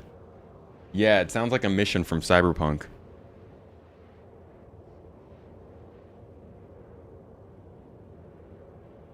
Cameras have some hard to replicate bugs. Elite is nothing for you, also Eve. Eve is nothing for you, or also Eve as in you like Eve? Oh, you went back in the video. Solid. That's what we love about YouTube streams. It's a game on Steam, up to 4-player co-op, but only local with remote play together. Let me know if you want to try it, and you'll be in game within like 30 seconds. Oh, that's interesting. What kind of a game is it? Strategy? A little puzzle game?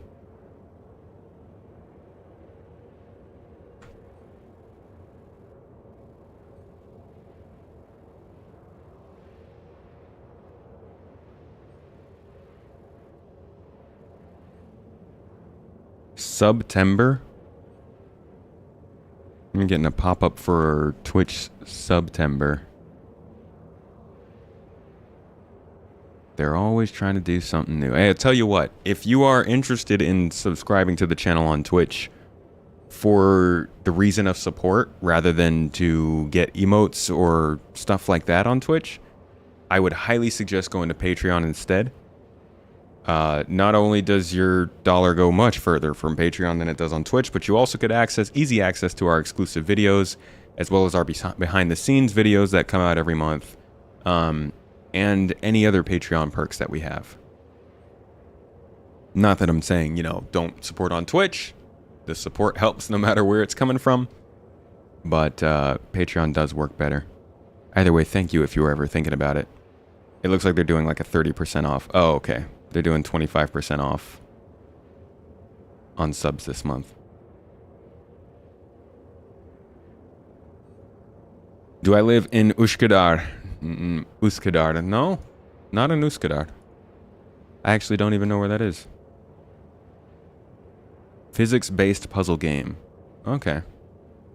Well, that sounds fun. Nothing for you. SC is best immersion for you. In love with this game. I get that. Those games are definitely, I'd say Elite Dangerous is at least a little bit like SC, but yeah, both of those games are different from this one.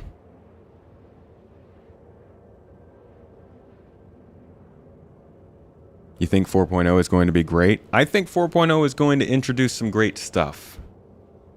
Hopefully it doesn't break the game too bad. Oh, Uskadar is in Istanbul. No. We're not in Istanbul. We're a little ways outside of the city. Pataf.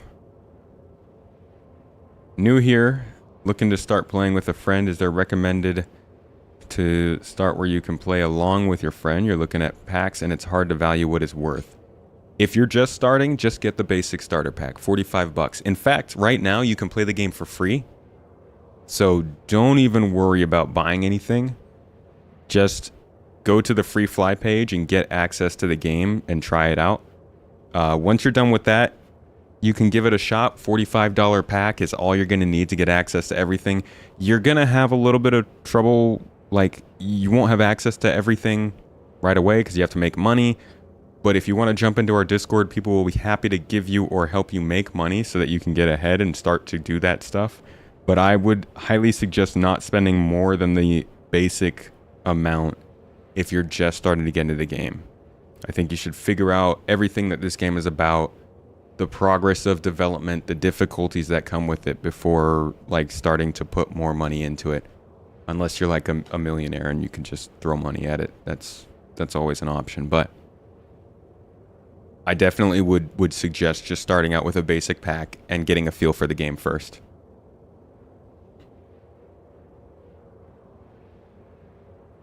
Pyro gonna change things a lot, hoping they add a rare new mineral resource that can only be mined there that sells for a lot in Stanton.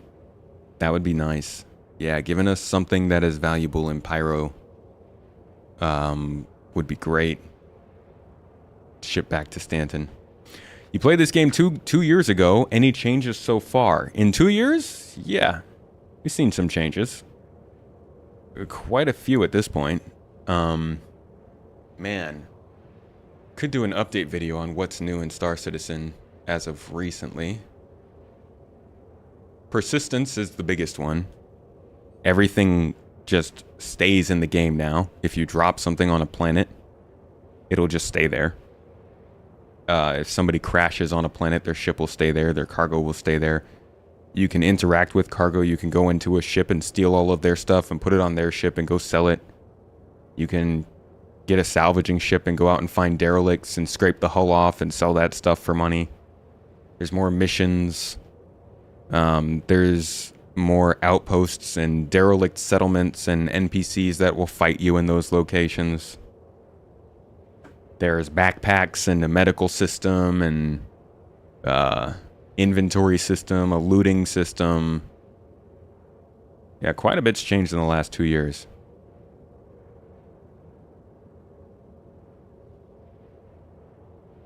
Ads are not playing on my stream, so you can't watch? Man, that is such a strange reason to be blocked out of the stream, huh?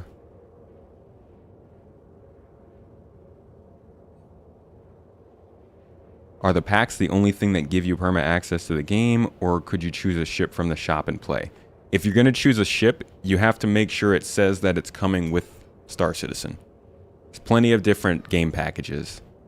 But you need to make sure the ship you're looking at comes with the game package.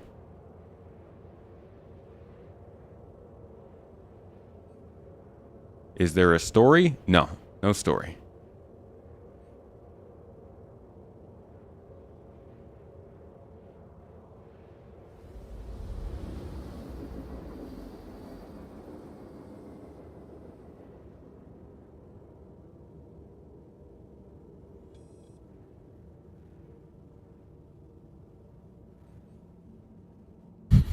You are the story. Okay. Made it to Hurston. Man, that was slow.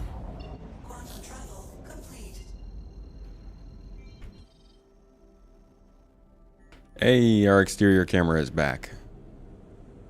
Alright.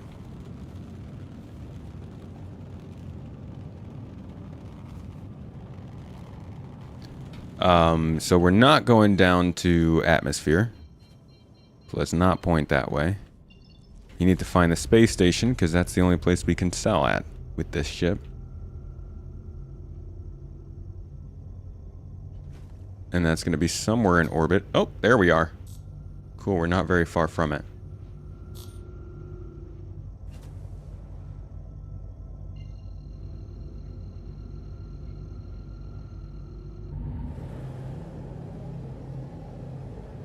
Yeah, this is the newest cargo ship.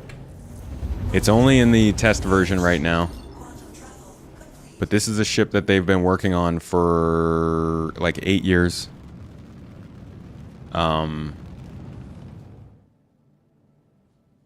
It's a huge cargo ship. Like tons of boxes. I mean, you can see how small the cockpit is up there up front.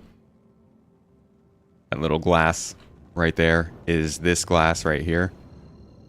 So big ship, carries a lot of cargo. It's meant for planetary and inter-system cargo trips in anticipation of more planetary and inter-system missions and stuff.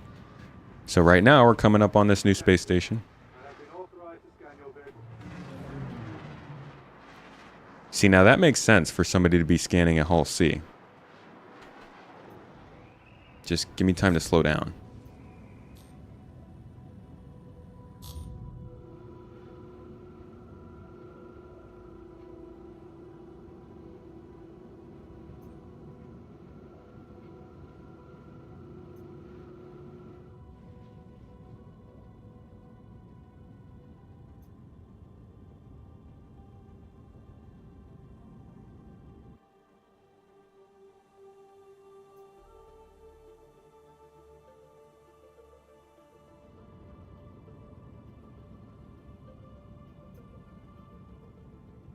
Are we good, mate? What the heck? Are those his knees? Why is this dude calling me with his knees? On the shield system? Yeah, it definitely looks a little suspicious.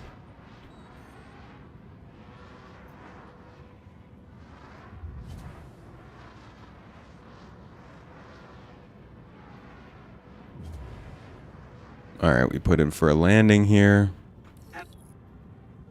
EDL landing assist. We'll move in for docking.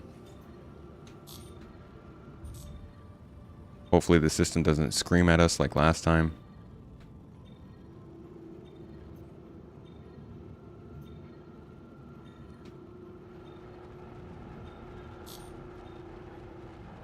Oh man, we are drifting.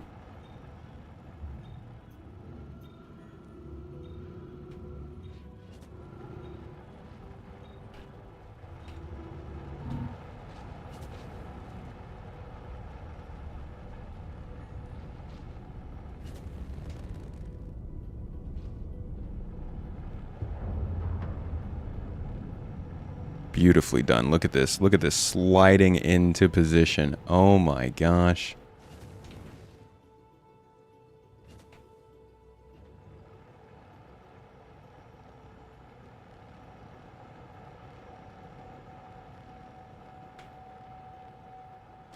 Docking.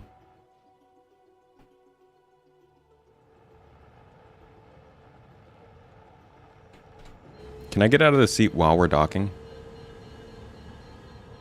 No, I don't think so.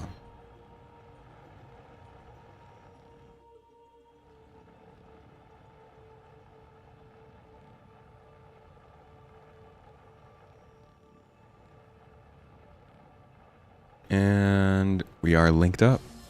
Complete. Pleasant stay. We were looking at a dock in Tressler, and it was a terrible experience, but we finally made it all the way to Everest with all of our cargo intact. Let's go sell.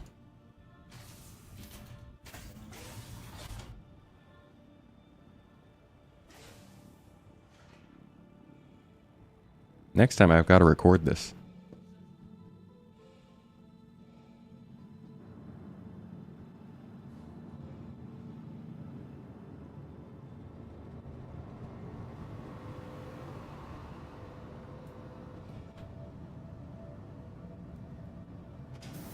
Slipping, sliding, slipping, sailing, making that money, making a big box. I hope we make big bucks. Who knows how much we'll make? Somebody said, Kos, you said we spent 408,000?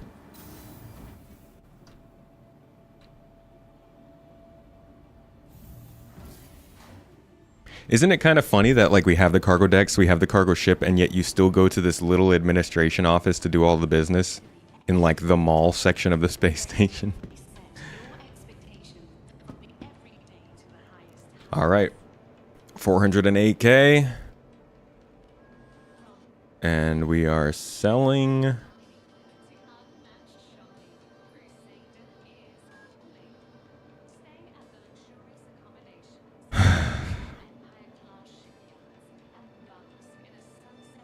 I have to go to the cargo deck? How do I bring the vehicle to the cargo deck? Why did they just let me...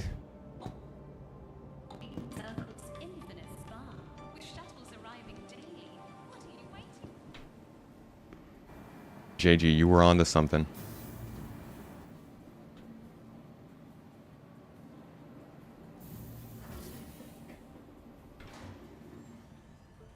Okay, so I have to dock at a cargo deck? Do they even let you do that? I'm confused.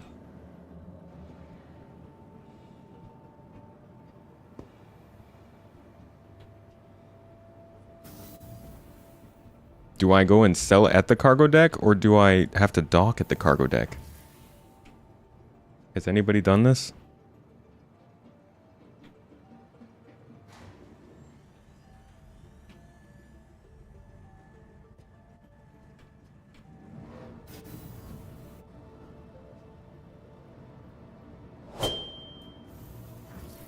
Just go sell.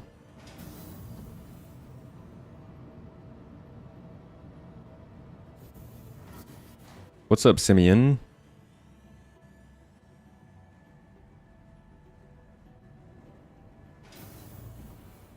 I don't think I have to store the ship.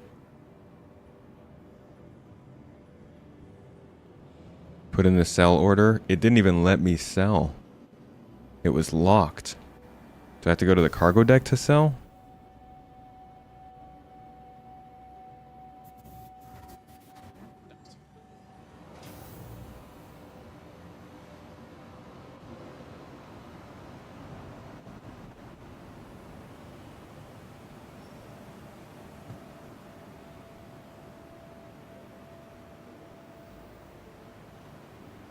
Here?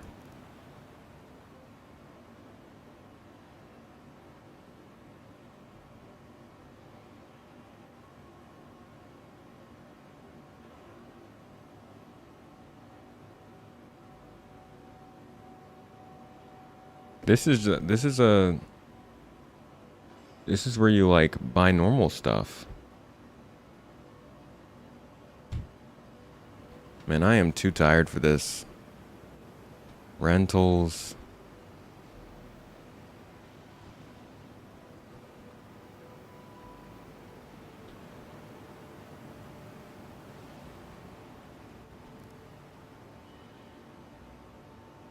I'm just looking for how to sell this.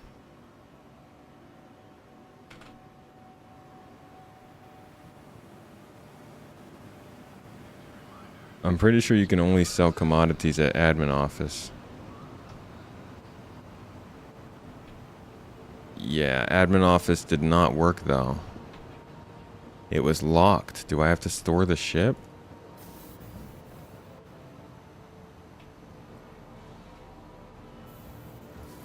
Yeah, ship is open. I know.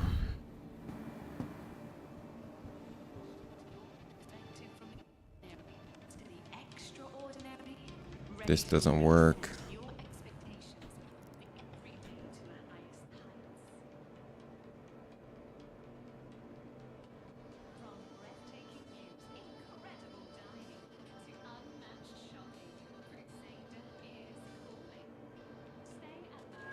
What the heck? Oh, cargo grid? No.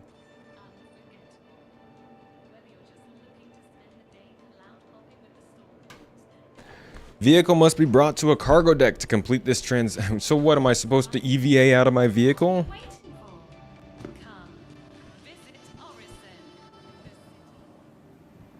I'm at Everest Harbor. Can you just not sell?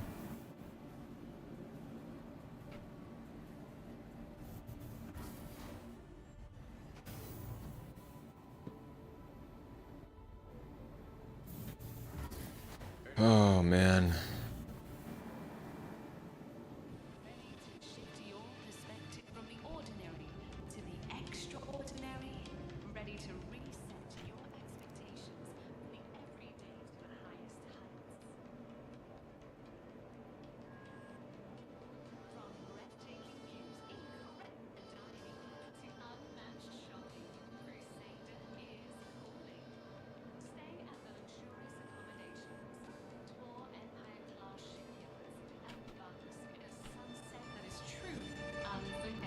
I bought it at the admin office, then I went to the cargo decks.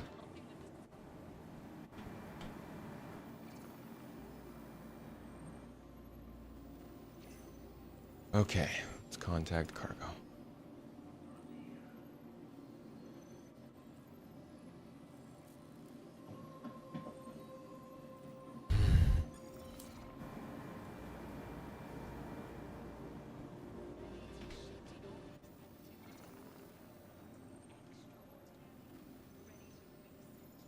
They've got to take scrap, though, here, right? They've got to at least take scrap. Please. Please just let me sell this.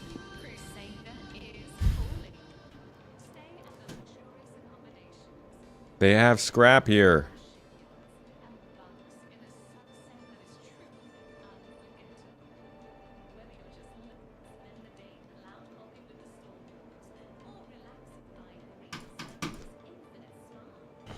No scrap? Okay, they don't buy any of this stuff, then I'm done. Guys, I'm gonna send you all on a raid. I'm sick of this.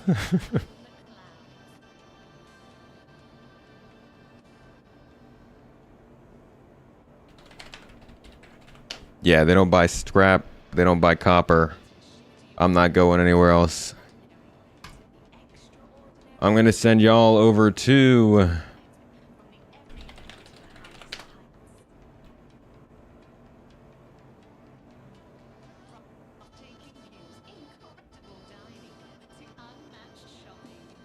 Piss Poor Pete. Doing some Star Citizen AC. Having some fun with it. Probably a little more successful than this. Another feature of 3.20 coming to the game. Can't sell at TDD because you can't take the Hull C down to the city. Yep.